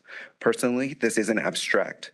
I have signed an agreement to start as an RN in my hospital's emergency department on August 24th, a role my community needs filled, and I currently cannot schedule the exam that would let me begin. Discussions between the board and the school began in March of 2026, and by mid-May, the board had formally flagged concerns about direct patient care hours and requested more information from the school. The school has submitted all information requested by the BRN, but has not yet completed its review, nor have they provided a timeline as to how long this would take. The board has told me this type of review, I'm going to skip past this. The nursing shortage has been no secret here in California. However, an even greater issue remains, and is the lack of space that California nursing programs can provide. I did not spend 8 years as an LVN for no reason. During those 8 years, I spent time and time again trying to get accepted into a California nursing program, even to the ones I could not afford, like some of the private nursing programs available to me, which is why I and so many other Californians looked to out-of-state schools like Nightingale College, because we were left with no choice. Already 10 seconds. Yeah. Nightingale College has produced many Californians nurses in its time. I know because I work side by side with them, and they are more than qualified nurses. Distance nursing programs like the one offered at Nightingale College respond to California's RN shortage and nursing education crisis by allowing experienced nurses like myself with years of experience in our specialties to serve at a greater capacity. Furthermore, it opens a pathway to higher education for students who may have families, cannot afford to go full-time in school, or who were denied admission to a nursing program, not because they weren't qualified or because they didn't meet their benchmarks, but because there was no room for them. I'd ask this committee to consider adding curriculum equivalency review timelines and consistency standards to a future agenda, perhaps as part of the clinical placement and impaction or curriculum standards subcommittees already on today's docket. Applicants like me deserve a process that is not eventually fair, but predictably fair. I hope that in discussions on the standards, we see out-of-state nursing institutions not as unqualified or looked at differently because we didn't attend a traditional California nursing program. We are students who had to make our own path. We are here, we are proud nursing graduates, and we are ready to answer California's call and serve our communities. Thank you. Thank you. Thank you. Any? Do we have any others? Oh, We have one more, yes. thank you. Hello, good afternoon, Chair and members of the Nursing Education Workforce Advisory Committee. My name is Nina Stevenson. I'm a registered nurse. I'm also a California nurse educator. I'm a continuing education provider, and I'm the founder of My School Needed Nurses, Continuing Education and the creator of Smart Nursing AI curriculum designed for nurses. I want to thank you today for the opportunity to speak. My comments are in response to today's discussion on the agenda, item 8.5, workforce retention, curriculum standards and guidelines, and agenda item 10.0 as well, about regional forecasts of the registered nurse workforce. As healthcare continues to evolve, I believe California has the opportunity to lead the nation in preparing nurses to safely and effectively use artificial intelligence in clinical practices. AI is already transforming healthcare through clinical documentation, patient education, virtual patient monitoring, workforce automation, clinical decision support. However, many nurses have not received formal education on how to use these technologies responsibly. Over the past several years, I've actually had the ability to develop an AI nurse professional educational program that teaches nurses how to safely integrate AI into patient care and clinical practice. Our curriculum has already been integrated into some nursing educational programs in the state of Illinois. Graduates have actually been accepted to AI-focused nursing positions, and participants have even developed healthcare applications designed to improve patient outcomes. As I listen to today's discussion, I wonder whether the committee has considered developing AI nursing competencies or specialized certificate pathways for our California nurses. I also encourage the board to explore whether evidence-based AI stimulation and competency training could complement nursing education as California continues addressing the workforce preparation and clinical placement challenges. I'm not asking the committee to approve my program today. Rather, I hope to begin the conversation about how California can establish educational standards that will prepare nurses for the future of healthcare. I understand this topic may be better suited for a further advisory committee or board meeting, and I plan to attend those meetings as well. I would welcome the opportunity to collaborate with the board, nursing educators, healthcare organizations, and stakeholders to help develop evidence-based AI competencies for our California nurses. Thank you. Thank you. Thank you. Don't go Thank yet. you. Don't go yet. I'm going to respond to you really quick. Can I get her name also? I mean, sorry, if I want to get the name of the speaker. My name is Nina M. Stevenson, Nina Maria Stevenson. That aligns with my AI and curriculum subcommittee, so I might want to connect with you. Okay, Thank you. Yes, thank you. Yeah, a couple of things. I would ask you to email me directly so we could set up a meeting. I know that Macaulay Fusarens and Marissa Clark are both there in the room, so if you want to get my contact information from them, you can, but it's also on the website at loretta.melby@dca.ca.gov. Additionally, if your content is post-licensure, we have no jurisdiction over it. You're able to do any post-licensure curriculum outside of our approval process. If it is a specialty certificate, we do not have jurisdiction over that as well. And so you are able to do that outside of BRN. If you're wanting AI to be part of the pre-licensure nursing curriculum, that is up to every individual school. We set minimum standards, not maximum standards. And so if they want to include AI in their curriculum, they can. They can do that in a manner that they put forth in their curriculum plan, so we're aware of it, and it can move forward. We have no regulation that says they cannot use AI for simulation.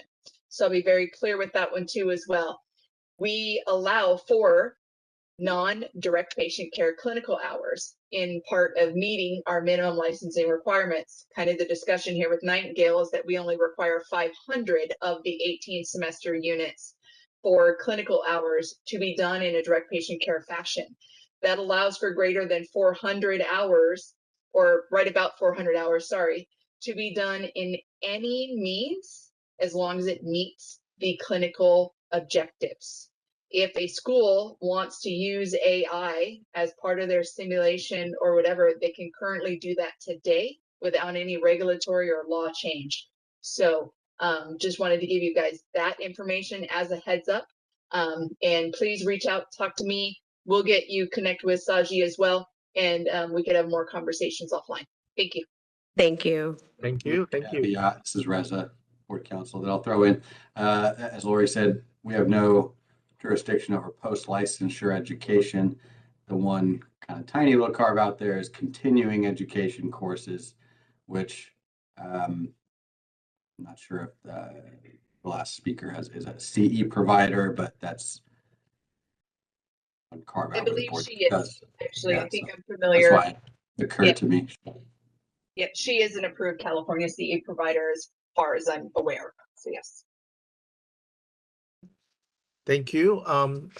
BRN moderator, do we still have somebody in the comment list? Do we have any more comments from BRNHQ? No, we are good on comments here in headquarters. Perfect. Thank you. Sierra would like to make a comment. 1 second, please. Sierra is recognized.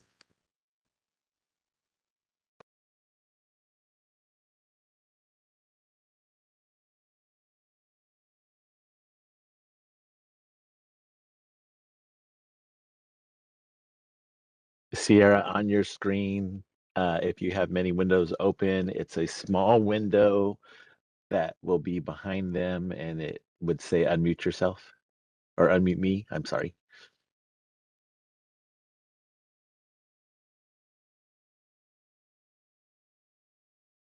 Okay, Sierra does not appear to cannot unmute herself or not. We'll circle back to Sierra. Kayla Bryant would like to make a comment. 1 second, please.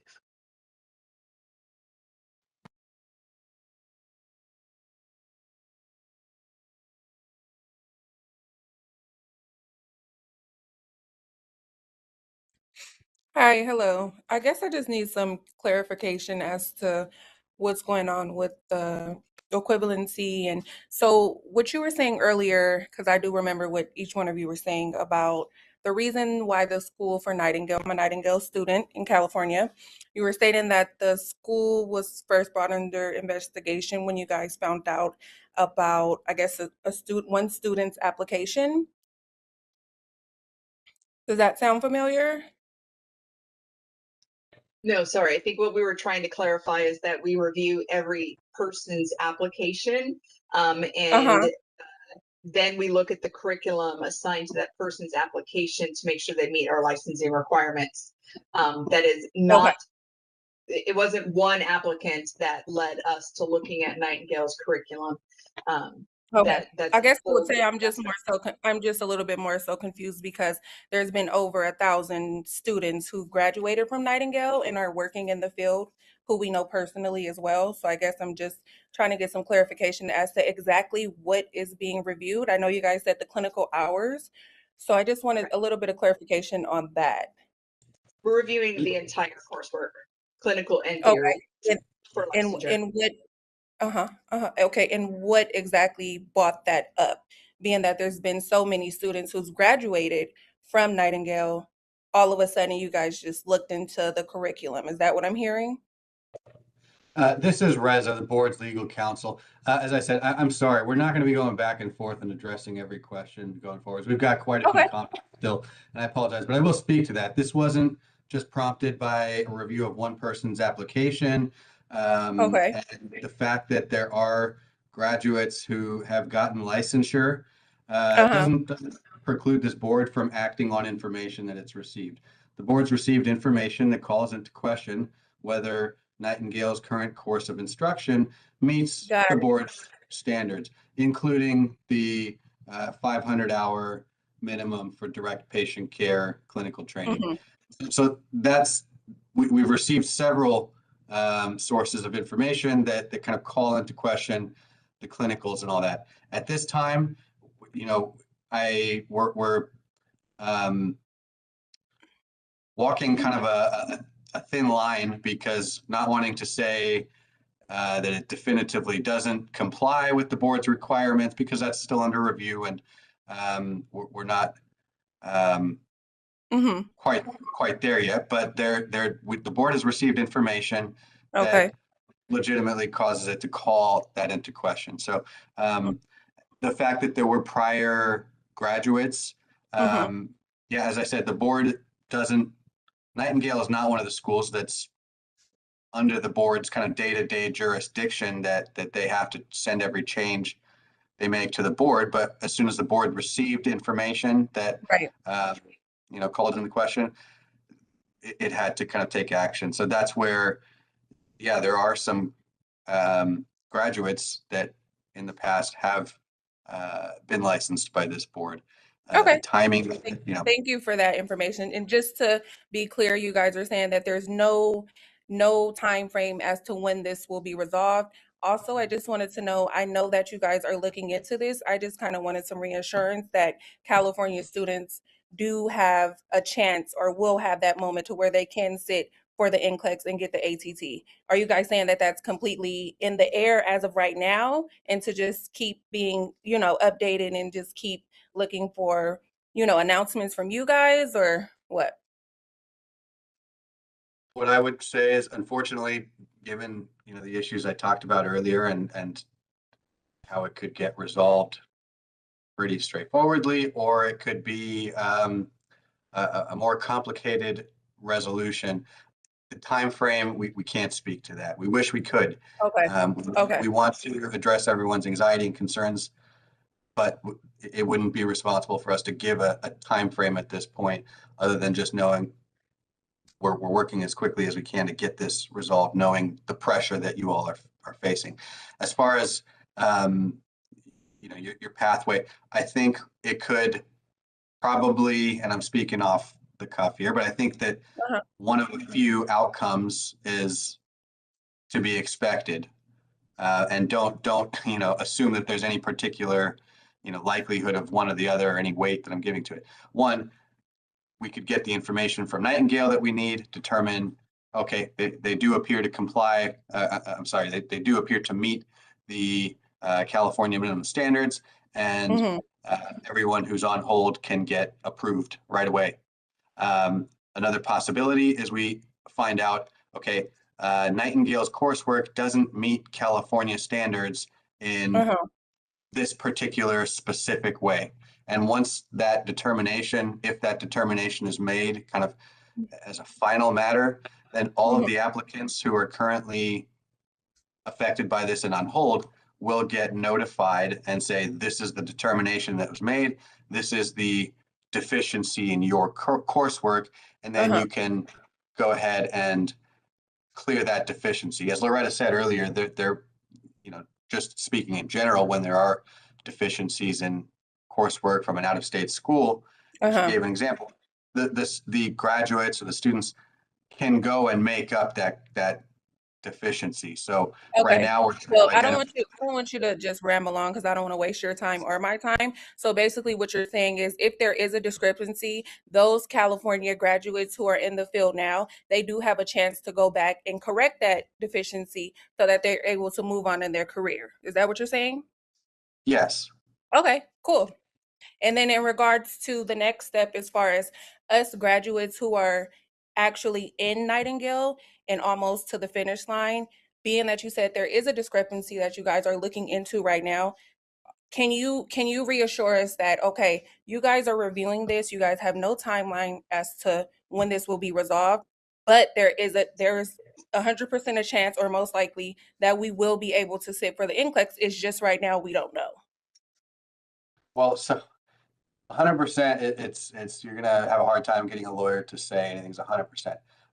That said, our usual process is, if there is any deficiency, we let you know what it is so that you can make it up, whether at Nightingale or at another school. So you can say, we will get you an answer as soon as possible as to whether you can proceed as is with the court, the coursework you're taking as they've currently structured it, or whether there's some deficiency that you may need to correct. And I'll just to manage expectations, there's a possibility that deficiency could be not a small, insignificant thing. As Loretta said, it might mean going back to school for, another semester, possibly more. I don't, at this point, can't say.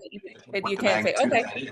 But there, whatever it is, there is a pathway to get it resolved and get it resolved. Okay. Well, thank you so much. Thank you. No problem. Just for everybody on the call, I just want to let everybody know our goal is to get you guys licensed here in California. That is what we're looking at on this curriculum. We are trying to find equivalencies in any manner possible to make sure that you meet our licensing requirements. We have a law that we have to make sure that we're equivalent with. If we are able to determine that you're equivalent, which we are desperately trying to do, you would be able to be licensed here on that, in that, put into that pathway for licensure by getting granted your authorization to test. It is only if we're not able to find the equivalencies where we will let you and your school know. But the goal is always for licensure. There is never a time in California that we're trying to bar anybody, international, out of state, or anything from coming into California if you're able to meet our licensing requirements.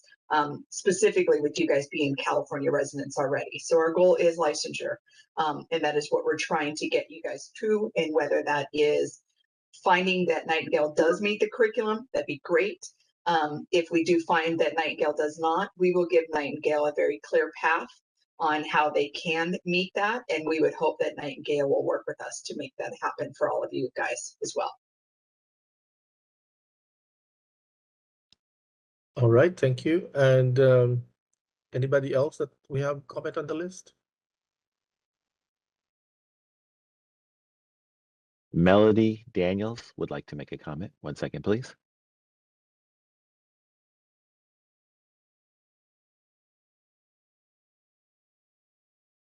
Hi, this is Melody Daniels. Hi, Lori. It's good to hear you again. I actually just put a comment in there, but I do want to speak to the fact that we are definitely impacted. I completely agree with Samantha Gerard's comment earlier that we just don't have enough clinical placements. I work for Sharp Healthcare, and we currently place nursing students at the highest rate of anyone in the county. We had over 2,900 nursing students just last year, and it's very difficult to place them. We always try to give a reason, but often we're not able to find spots. In addition, for our latest nursing residency program, I know for a very limited number of spots, we had thousands of applications, and of course, we are not able to accommodate that many. So currently, we're not experiencing that work shortage for nursing that we have in the past. Not to say it's not going to happen again, but still, I would be cautious because I know many of the individuals who, many of the schools have programs that they have not been able to actually open up, and they're already approved. So I really hope that the board would consider to really make the programs that we currently have more robust. In addition, I think that clinical faculty is really a big problem. I have had many communicate that clinical faculty are not available to be able to do the afternoon and evening shifts, even if they are available. So I would really encourage,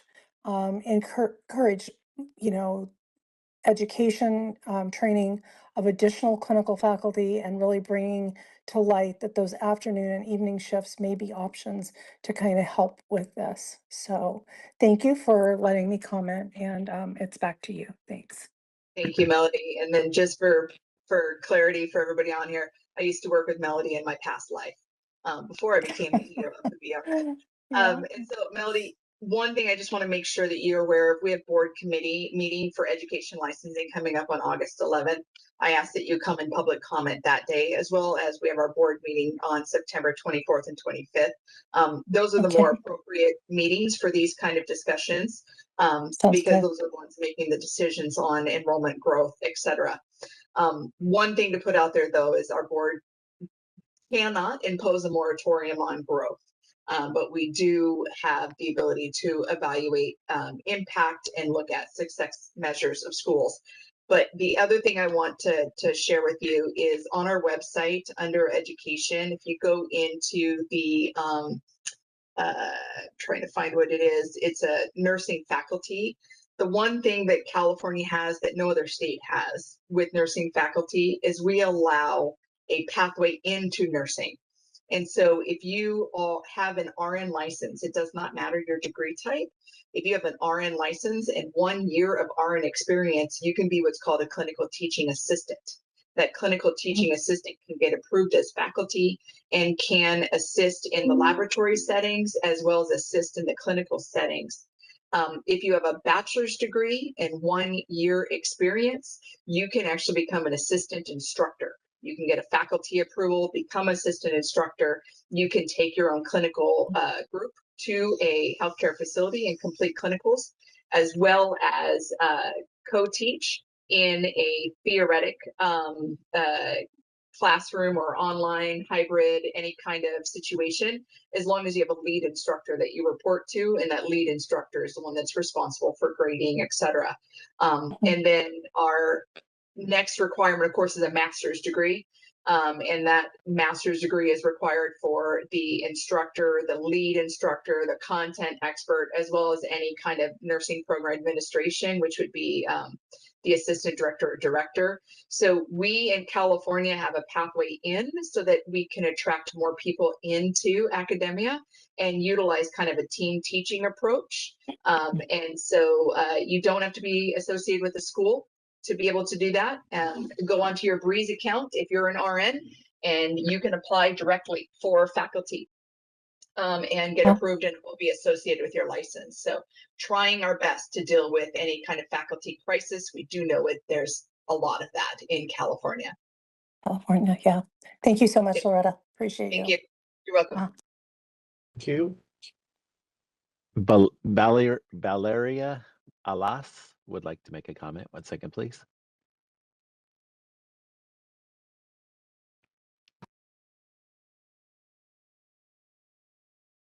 Hello, Yes, ma'am. Go ahead. can you hear me? Yes. Okay, thank you. As many of us that are here today, I am a California student currently at Nightingale College. I am on my 3rd semester and I'm a very proud student of Nightingale. I have learned so much from this school. I have had excellent teachers and people that have supported me throughout this path in nursing. I am currently an LVN, expecting to become soon an RN. And as many of my fellow students and friends that I have made along the way, my path here, I am concerned because, you know, this has been a huge investment, a huge sacrifice. I am a mother of 3, and I'm not speaking from an emotional standpoint. I am speaking from a factual way. Our tuition is $70,000 plus for the people that are trying to do LVN to RN. Plus, as you may know, we have to fly out of state to do our clinicals because unfortunately we're not able to do them in California. This is an additional burden to, you know, our pockets, and a lot of us are studying and working at the same time. So to make my point clear, you know, we have not been receiving communication from the school up until earlier this month. That is the reason why many of us are concerned, because we were just referred to one website that has a timeline, and the timeline started on February 23rd this year. So from February 23rd this year, we haven't heard anything up until recently. And that is the reason of our concern, because, you know, we were not listening, we were not hearing anything from you guys, and we didn't hear anything from the school. So we were just hearing speculations on websites, everything. So that made us scared. And on this website, I'm quoting what it says on the website. It says, when the BRN made its original information request from our college, the request was connected to one graduate's ATT application.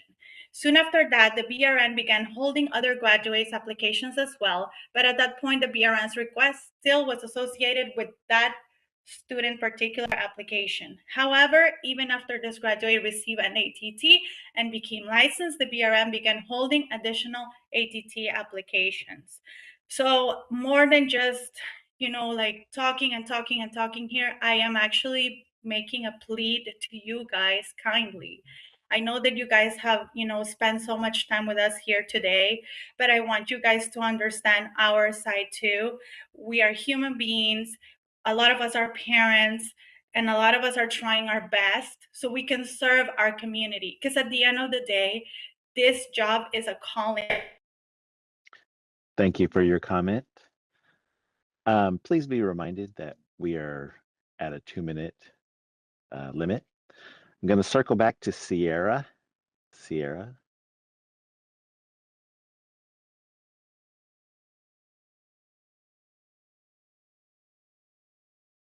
Absolutely. Okay, can you guys hear me now?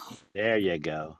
Welcome. Oh my gosh, I could not figure it out. So I've just been kind of popping in and out throughout the day during this meeting, and it might have been addressed already, might have not.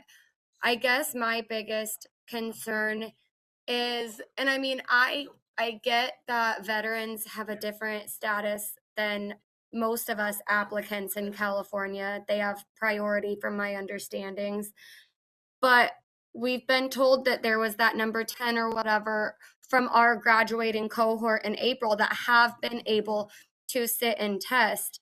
And I guess my question and concern is how one student with the exact same education as us are able to sit and get licensed in our state, while there are many other of us at the exact same school, exact same level, and ours are being held. If the school is under review, how is it possible to authorize somebody to test and not another? What is the difference in their authorization versus us that are still waiting is what I'm wondering.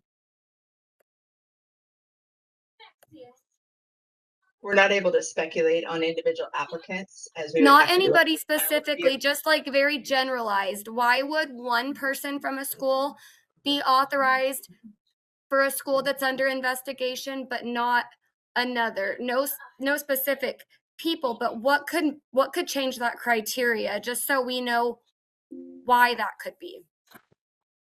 I could not speculate on that. All we do is we look at every application on an individual basis. There could be additional coursework or something that was included that another person may not have had. I do not know and could not speculate on that. Okay. This is the only thing I can say that most likely is the difference is timing. And it's not a, it's not a fair thing that somebody from the same, school with the same curriculum got approved and the next person didn't because of when the board started holding these applications. But it's just the reality of it. Timing is a big part of, when the board effectively stopped approving graduates from Nightingale pending a resolution of this. There may be kind of one-off situations apart from that where somebody had some other coursework or something like that, which may be kind of more of the unique situations, but timing is a big part of it. And we're not saying that it's, fair that somebody didn't get approved when somebody else with the same education, not that long prior, did get approved. But it's at some point the board has to kind of take action and cut things off until it's resolved, and that's where we're at. Okay, so last concern, and this is something that I've also heard that I'd like clarification on, is that those students that did get lucky, whether it be their timing or whatever their reasons are, if we end up not getting the results that we're hoping for, those students that graduated with us in April that have gotten their ATT and are now working as RNs, do their license stay active although they are Nightingale graduates, or do they have to go back and finish the same things that we would have to? You're muted. Thank you. I don't have an answer to that. The folks who are, the biggest priority right now is completing this review, and the folks who are on hold, the folks who have already gotten authorizations to test. I can say we're not at this time looking to reverse that action. We haven't really, that's not we're not there yet. So I don't have an answer to those folks who are happen to get their authorizations to test. But the first, I think, priority is the folks who are on hold, and you know. I was just wondering if that would benefit us in any way, in the aspect that, oh, hey, these people are still working as an RN, even though for our bachelor's degree program, we all did the same coursework, the same DFC travels, the same clinical hours. Since you guys previously stated that those of us that are LVNs first, that those hours do not transfer in, then any hours that were being offered to us in this program, theoretically, we would all have the exact same hours if LVN hours are not counted.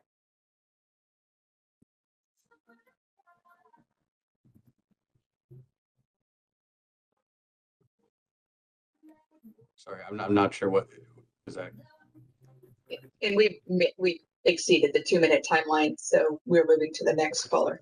Let's move forward. Joshua Barsati would like to make a comment. 1 second, please.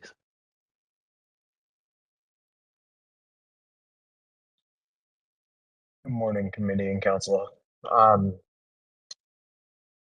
Like everyone else here, most of us were all from Nightingale. A lot of my questions have been answered with previous students. My I guess big question would be, if I do decide to go and get licensure in a different state in regards to the situation with Nightingale and the board, when applying for endorsement, I guess what I can ask is, am I put into a different bracket in regards to the application process? Or is it along the same lines as the initial application process for the state of California? The requirements are the same whether you endorse it or not. Sorry, I'm going to interrupt here. We are at 1:23. We are scheduled to go until 2 o'clock. We have not managed to get to any of our agenda items that are on the schedule for today. We are required to take public comment. That is a requirement, so we will continue with public comment. I do want to let the committee members know that according to board moderator, we still have 13 more to go. So I do not see us getting to our agenda items today. What we will do is I will coordinate with BRN staff. We'll reach out to you guys as well, and we will schedule a redo of this meeting so that we can get to our agenda items. I don't know when that will be. We'll reach out for availability from all the members here, and we will move this current agenda as written to a next agenda. I do believe that this public comment session is very important. I appreciate all of your guys' time here. I think ultimately it does help us with our NEWAC conversations as we move forward in the future, as we look at clinical placements, as we look at curriculum, as we look at everything. So I'm grateful for this today, but I just want to give a kind of a heads up to our committee members that it looks like we will just be having an additional NEWAC committee. We will schedule that out. We will have the same agenda as we had today, but we will end promptly at 2 p.m. today, and we will do our best to get through the next 13 people that are here for public comment for items that are not on the agenda. Thank you. Just a clarification from the chair, Loretta. So regarding that, so when we continue with the next, and if you reschedule this agenda, this meeting for NEWAC, are we continuing on, or are we also getting back to the public comments agenda next time? We have to have public comment on the agenda for every committee we schedule. So if we have people show up in public comment, we will have to take public comment. That is a requirement as a public agency that we do so. We're hoping that we've answered enough questions today. We're hoping that we're given enough information for the Education License Committee meeting as well as our board meeting as other options, that it would not affect this advisory committee again. But if the public shows up, we are required to hear, and that is what we're doing today. I do hope that we have some kind of review outcome before the committee meeting or board meeting, so that we do have a path forward for these people. That is our goal. As I said at the very beginning, this is the top priority and the only priority right now for school curriculum review for equivalency. All right, sounds good. Thank you. This is Reza. Just wanted to add, so all of what Lori said is fine. We can just carry on with public comment here and reschedule a NEWAC meeting. Of course, with the possibility that we may get more public comment on this issue in a future NEWAC meeting. I did want to offer, though, that it is an option if, we could limit public comment or proceed to this committee's agenda items and then circle back to public comment if there is any time. Lori, if you wanted to try to get through this committee's agenda items. The committee's agenda items today were very kind of succinct, mostly routine. We did have Joanne's presentation. I do not believe that we can get through Joanne's presentation and the discussion around that. And honestly, at the very beginning, because Joanne was not present, I did remove that agenda item and said we would put it on the next one. That was agenda item 10.0 because I was under the understanding that she was not going to be able to attend. So I'm comfortable with just allowing public comment to continue for the next 30 minutes, adjourning, and then reaching out to reschedule this current content. And if there's additional content at that point that our vice chair would like to add, and we'll do a reach out, we'll expand that agenda if needed. All right. I was thinking of approving the minutes from the last one, but if we decided to complete with the public comments, then I think it's okay. That's the way Yeah, we we can approve 2 sets of minutes. Yeah. In the next one, it's totally fine. Good. All right. We can move ahead and continue with the public comments. BRN moderator, please. Okay, did we get through Joshua, or was he? I think you cut him. We got through. He had asked if he applies for endorsement, does he end up in a different bracket for the application process? Loretta had started to, I think that was the end of his comment, and Lori had started to respond and may have kind of gone off on it. No, I had said that they're held to the same requirements, whether it's endorsement or exam. It doesn't put them educationally, the requirements are going to be the same. And then, internally processing wise, there might be, a different set of hands that gets it instead of. It also goes to U.S. evaluations. Yeah, okay. It goes through a U.S. evaluations unit. The same type of employee, whether it's the same person or not, would handle it. So it is the same review process, whether it's endorsement or exam. The only difference is you don't have to take the NCLEX, but everything else is identical because Perfect. The NCLEX has already been taken and passed. Okay, thank you. Candace would like to make a comment. 1 second, please.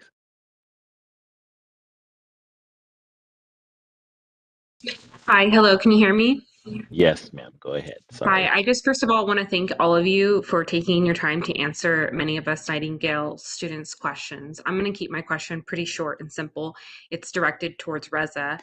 You kind of clarified it a little bit, but can you please give us some transparency here? What is the exact deficiencies? Nightingale has given us a very vague timeline, like a week and a half ago. We barely know what's going on. This has been going on since February. I'm about to graduate. Many of us are scared. Please just tell us what the deficiencies are.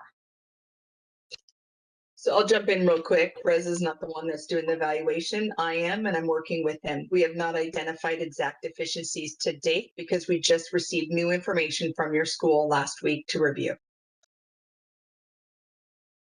The one thing that I can and I'm willing to say, the deficiencies, Loretta pulled up a regulation on screen earlier, section 1426 of our regulations, which specifies our coursework requirements and all that.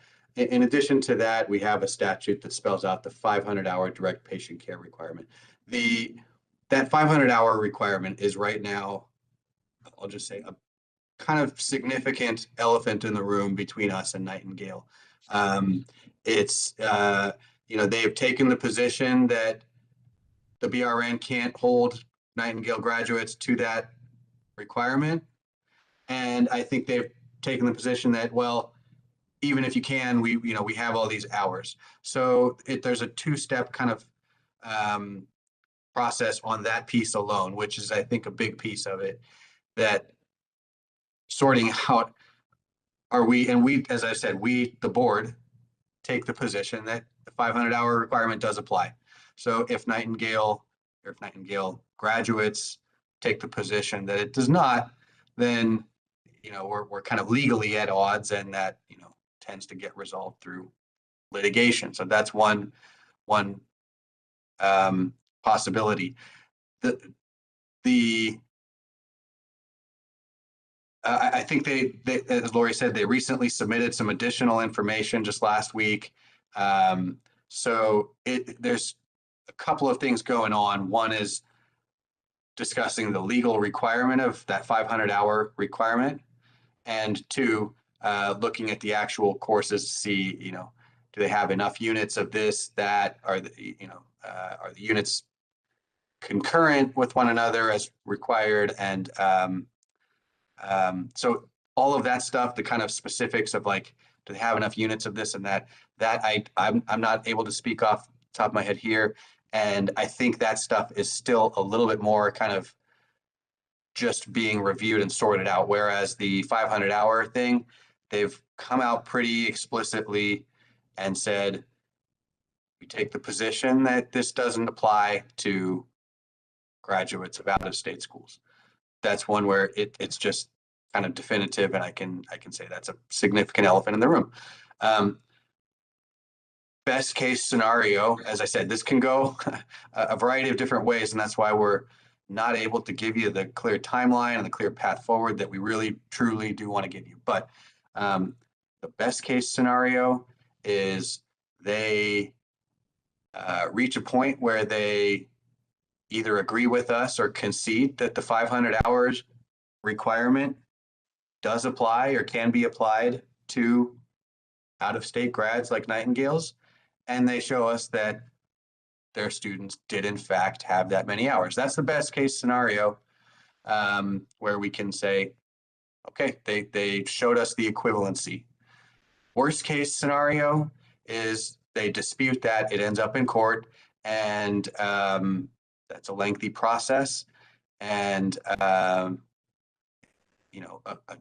court would decide whether the BRN is correct in applying that requirement or not. And so it's it's not a nice, clean situation that I can present to you with just a very straightforward resolution and path forward. Unfortunately, I hate to say it. So your question was exactly what are the deficiencies? I haven't mentioned every little thing that's been discussed, but I've mentioned at least what I consider to be the one of the giant kind of elephants sitting in the room that is not really, neither side is really all that ambiguous about kind of where they're at on that. But thank you for clarifying. I really appreciate it, because we have been left in the dark here. And so I just want to say thank you for clarifying the real deficiencies. Sure. Yeah, and just so you're clear, that's not all of the deficiencies, right? When I started this review process, I was not able to find many of the items listed in 1426. It doesn't mean they weren't there. It just means that of the information that was provided to me, I was not able to locate them. So we did reach back out. We've asked for additional information. I'm hoping to be able to find a lot of the things that I was not able to find on initial review. Some of those being a mental health course or a geriatric course that included clinicals. We do know that your curriculum is not a standard med-surg OBP psych, mental health, and geri, that you do a more of a concept-based curriculum, and that's fine. We have California approved programs that have concept-based curriculums as well, but they do have a course map with threads that show where each of that content is covered within those concept-based courses. And so in the initial review, we were not able to find a lot of the things that are outlined in 1426. we are hoping on continued review that we're able to clear those up. But I cannot guarantee that we would. Additionally, we require 18 units of clinicals and 18 units of theory as course minimum requirements for licensure for semester units. In my initial review, I was not able to find 18 semester units of clinical or 18, and so that was something that was brought up too. It doesn't mean it's not there. It just means I wasn't able to find it on the information that was submitted to me for review. So there is at minimum the 500-hour that Reza is sharing. I do not know about the other deficiencies that potentially are there based on the information that was just provided. I'm hoping to clear up many of them and give Nightingale a path forward.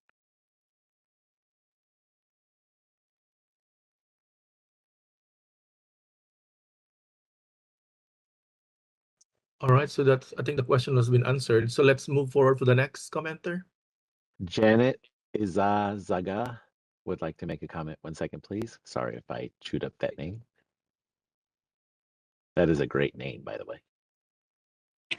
Hi, thank you. My name is Janet Isasaga. I am a recent graduate from Nightingale in April. I understand that a lot of questions have been answered. Can I know when was the last meeting with Nightingale? I know Loretta said they're reviewing stuff they received from them. When is your next meeting? Who's your contact there at Nightingale? And how many applications do you currently have that are on hold? Because I would like to know, all of us paid for our application, so I want to know how many applications are you currently holding from Nightingale?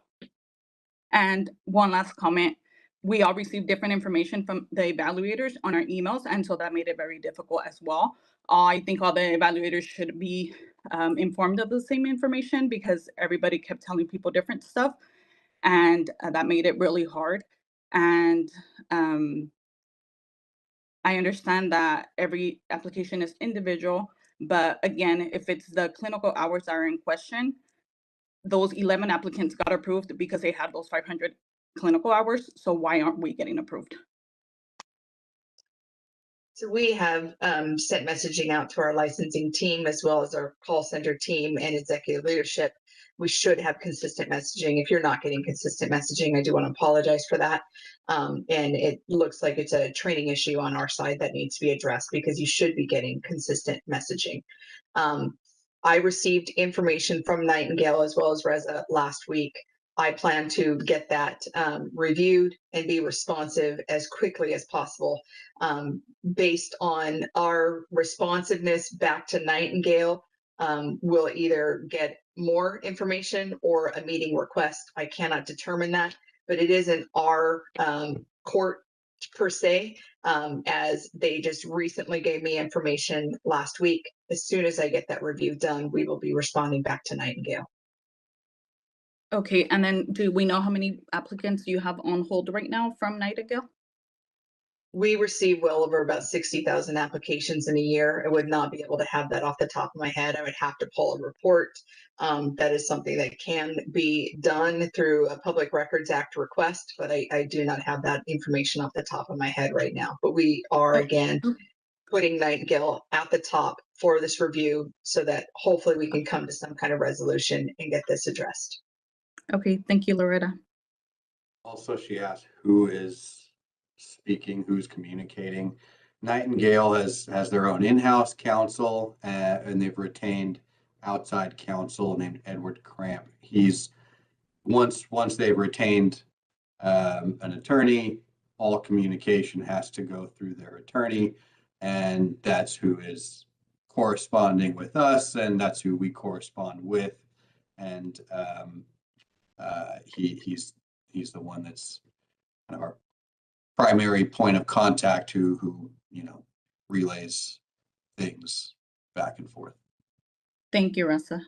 Yeah, and we're hopeful that once Loretta's review of the most recent information is complete, we envision anyways circling back with the representatives of Nightingale and saying, here's what we found, and possibly conducting a meeting and going from there.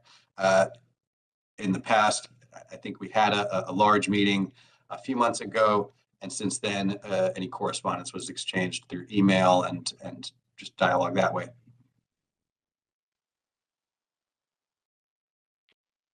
Thank you for your Thank you comment. both. Thank you. Noemi O would like to make a comment. 1 second, please.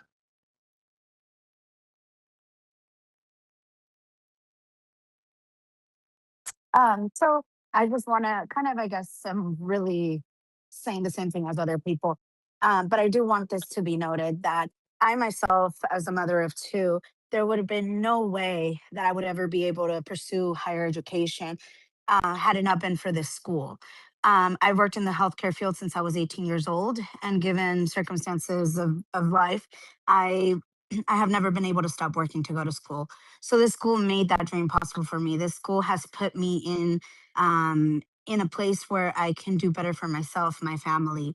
I work in corrections. Corrections is very difficult to fill positions. Not everyone wants to work there. And having this, I'm in my last semester, close to graduating.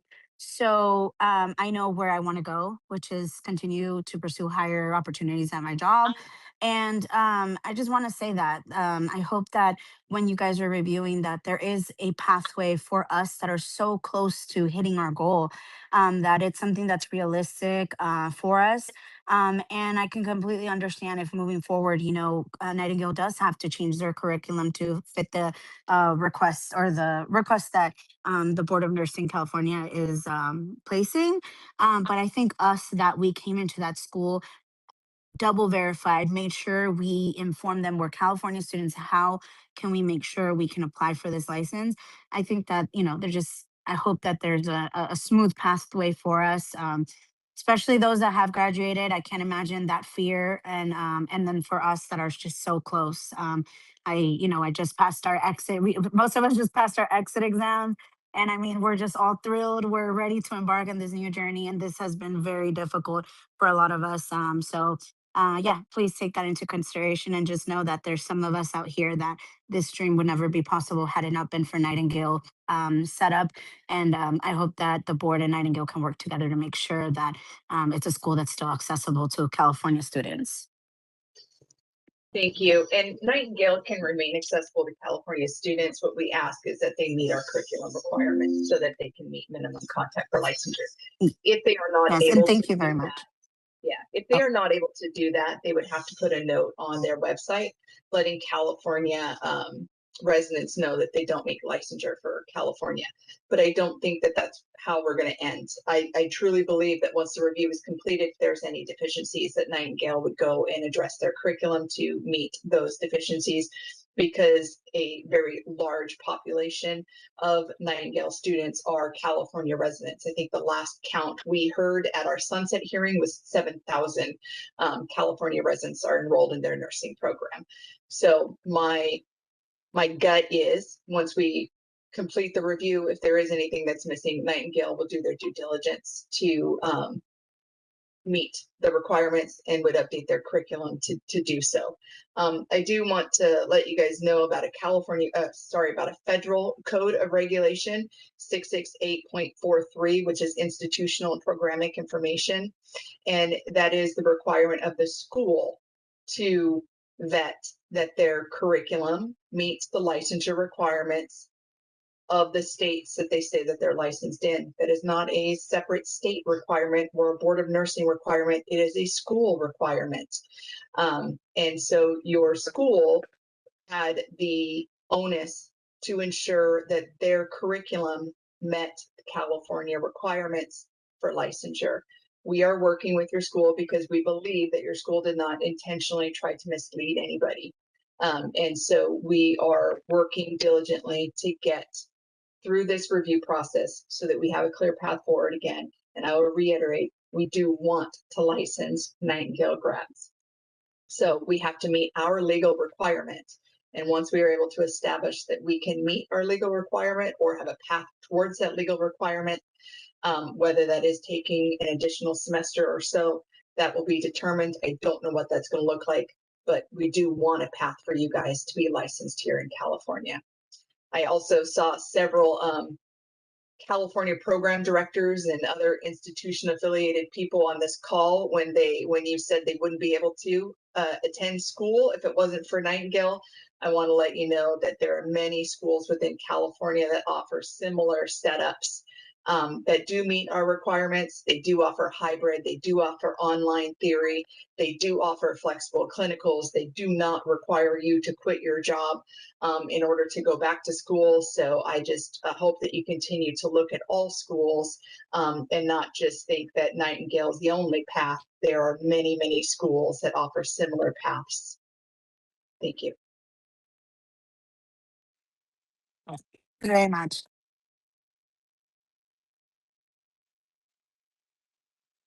Rebecca Boggs would like to make a comment. 1 second, please.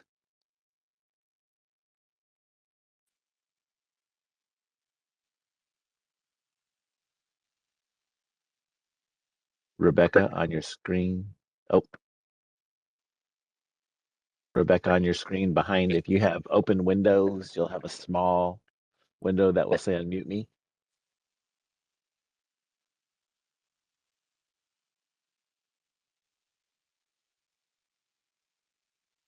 Okay, I'll come back to Rebecca. Daniela Isabella Salcida Candalis would like to make a comment. 1 second, please.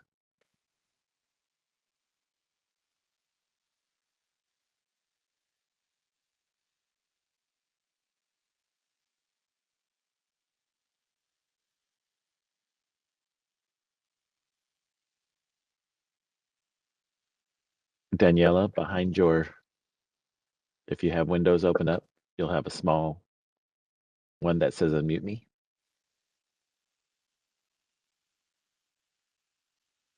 Okay, I'll come back to Daniela.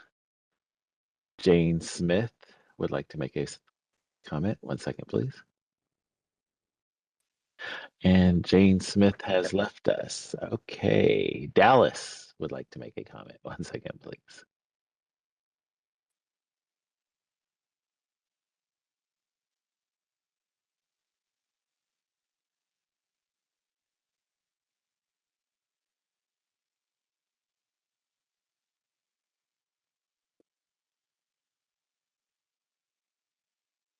Okay, Dallas. Let's try Naomi Magana.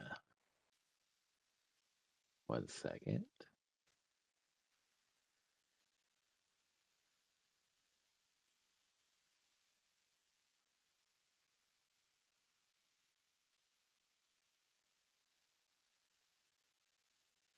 Hi guys, my name's Naomi, and I just want to say thank you for allowing us to have the time here to express our concerns and answer our questions and even going over your agenda for today.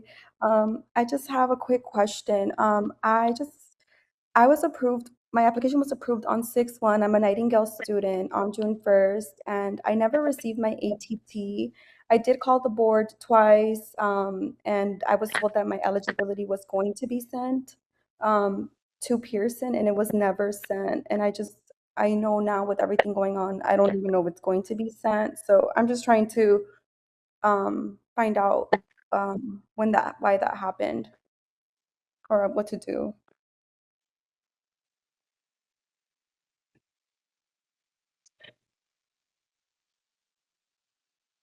Loretta, being that this is a specific applicant, do you want to refer her to a specific person or?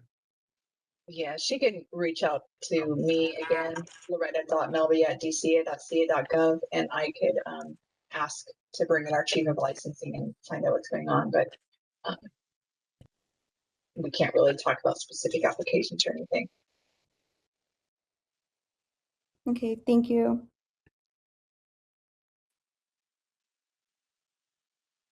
Thank you for your comment. Anita Vickers would like to make a comment. 1 second, please.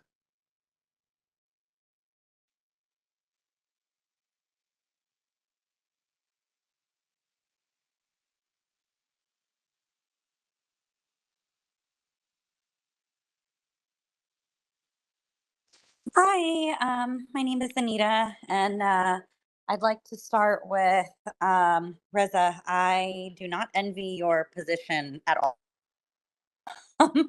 There's a couple quick questions that I had and also a comment that I wanted to make. As a Nightingale graduate, I have different clinical hours than another Nightingale graduate within the same cohort as myself because on our different DFC dates, we go to different locations. So, for example, I have been sent to a hospital, right? I have put in hours with pediatric patients through Nightingale and, specifically spent time in med-surg. I was even in the operating room. And I think it was Loretta that mentioned earlier, after 90 days, our chances of passing the NCLEX the first time significantly drop. It's been over 90 days since I've applied, and it's my understanding that the BRN evaluates each application individually. The BRN, I've spoken to 3 different people with the BRN already, and I have not been able to get a definitive answer on how my personal application is deficient or is in question. And I feel as though the Board of Nursing has not properly reviewed my application. And it just feels like, you guys see that I'm from Nightingale. So you put my application on hold, but it's not really on hold because there's no comment. There isn't anything. So I'm wondering, Reza, is there a legal obligation for the board, since it's been past 90 days, for the board to put in some comment for my application in particular? And do I have a right to know how my application is personally deficient? So the first thing I have to just say and get out of the way, I personally, being the board's legal counsel, as a technicality, can't give you legal advice. So to the extent you're looking for legal advice from a lawyer, you have to get that independently. That said, the board doesn't have a timeline or deadline or something to process applications. The 90-day thing, of course, we're aware of that, and we, long before this situation with Nightingale, just as a general matter, the board has always sought to improve its licensing application timelines and all of that. It's very aggressive in trying to, quickly process applications, allow people to test, and have us not be the holdup. I'll admit that's something the board and many of the licensing boards in the Department of Consumer Affairs struggle with, or historically have struggled with, but it's gotten much better with this board. So there's no timeline. Your application, you're right. Your application is the board reviews it individually. It's not like you got the Nightingale flag and you're just on hold indefinitely. But the reality is, what happens when the board reviews an out-of-state school's curriculum, that review is not necessarily technically dispositive as to whether an applicant from that school gets licensed or not. But that review by the board aids the board's licensing unit when it later looks at an applicant from that school. So if the board reviewed an applicant from a school that has already been reviewed and the board's determined that that school's curriculum is equivalent, then the review of that individual's application is a lot more kind of streamlined and straightforward. That we still look at the individual's application, but it, having the benefit of a determination that the coursework is equivalent naturally just streamlines the review of that. Meanwhile, on the flip side of things, like in your case, the board right now is not certain that Nightingale's curriculum meets the standard. It has been a real difficult thing, I'll acknowledge, to identify for individual applicants what the deficiencies are. And I realize that for you, that leaves you kind of in limbo, because maybe you could provide some other evidence of some other way that you met that coursework requirement, or maybe you could go ahead and get started in addressing that deficiency. So we know that that's, a problem, but it's meanwhile, Loretta is having to go through this stuff and identify in the first place what are the deficiencies. And so having to wrap her head around, how is Nightingale providing this curriculum? How are they in this, concept-based format that is fine, but is not kind of the more common approach? How do we crosswalk our requirements to, where that content was delivered in Nightingale's concept-based coursework? All of that is I don't envy Loretta, who's having to do that, because it's a challenge, and we're trying to make sure we do it right, which means going back to Nightingale and saying, hey, this didn't look like, we didn't find proof of this, but giving them an opportunity to clarify for us, or show us what we're missing and all that. So in your particular case, in anyone who's in your shoes, you should get an itemization of what the specific deficiencies are. Unfortunately, for you, there's not a guaranteed time frame for that to happen, or a maximum time for that to happen. And right now, if we could have done that, we would have done that to resolve it from our end, and to allow you to kind of be on your way, whatever that looks like.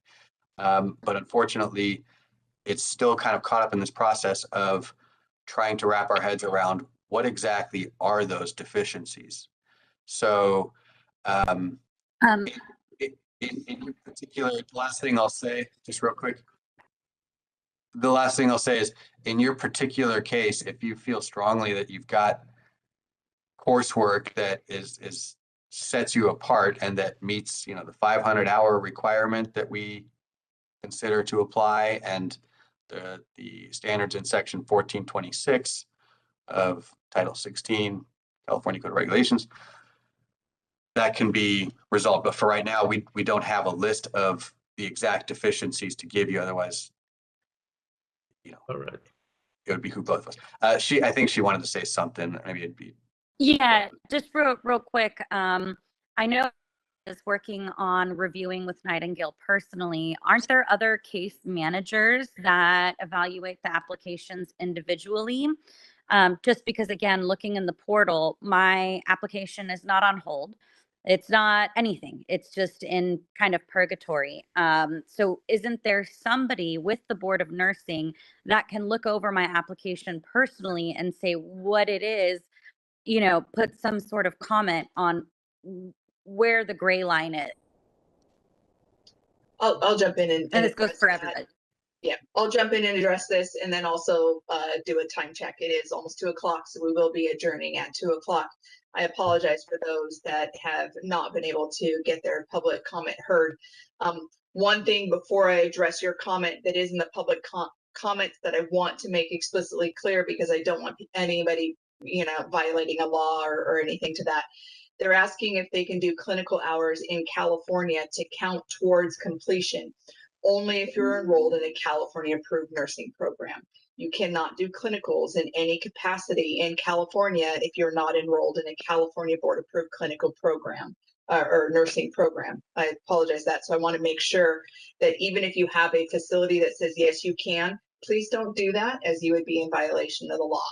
So note that on here, in order to do clinicals in California, you must go to an approved California Board of Registered Nursing program.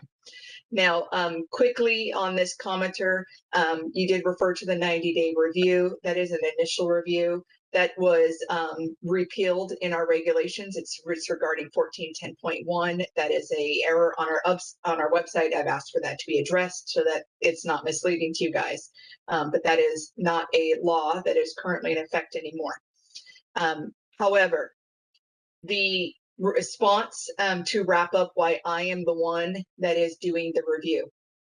We want this to be a fair review, which means we do not want 7,000 applicants coming from Nightingale, getting reviewed by 7,000 different people. Obviously, I don't have that many employees. I only have under about 200 employees, so that would not occur. But we want to make sure that it's consistent, and so I volunteered to do that review process. Additionally, I'm in that review process with Reza and Nightingale, so I'm the one that is involved with Reza to communicate back and forth and receive those documents. So I have access to everything that. Hopefully we'll have access to everything that's needed to complete this review. We started this review process early on. We started this review process and asked for information early on, and it took a while to get that information. That was not a delay on the Board of Registered Nursing. We asked for information, it was not received. When we did receive it, we reviewed it, we went back, and Nightingale is being responsive and giving us additional information, but that took a while. That is an abnormal thing. I review many out-of-state nursing programs, and when I request data that has been turned in, this is a different experience. I can't speculate as to why it's a different experience, but that is not typically a roadblock that I run into. When Board of Registered Nursing requests content to do an evaluation, we typically get that. I want to reassure you guys, though, we are getting it now, which is very helpful. I anticipate that the review will be done of the content that I have this week, and then we'll be able to get that and be responsive back to Nightingale and let them know if I still need additional information or whether or not we need a meeting or anything. But I am moving this review through as quickly as possible. I have stated many times today, my goal is licensure. I've also stated many times today that you are the only priority. I have stopped review on every other school pending the outcome of this new information that was received last week from Nightingale. I will then open up review on those other schools immediately following the completion of the Nightingale review.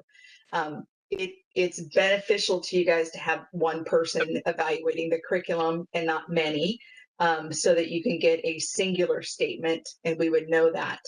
The reason we have not been able to review a specific applicant's information is because you guys went to Nightingale, and we need to establish that the curriculum or the coursework that you completed at Nightingale meets criteria.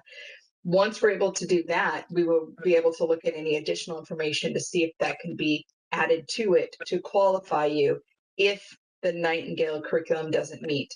But again, our goal is to see if Nightingale curriculum does meet, because we do want you guys to be licensed here in California.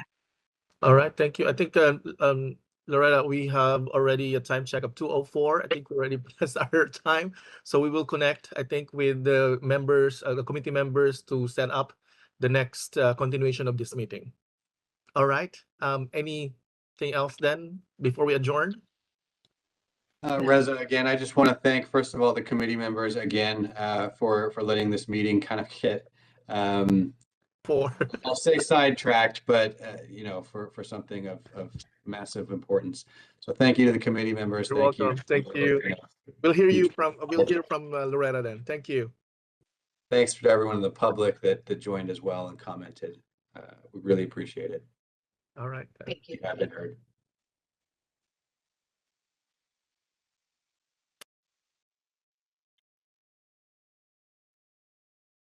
Unless anyone's got anything else, I think, Saji, you can go ahead and adjourn it at 2:05.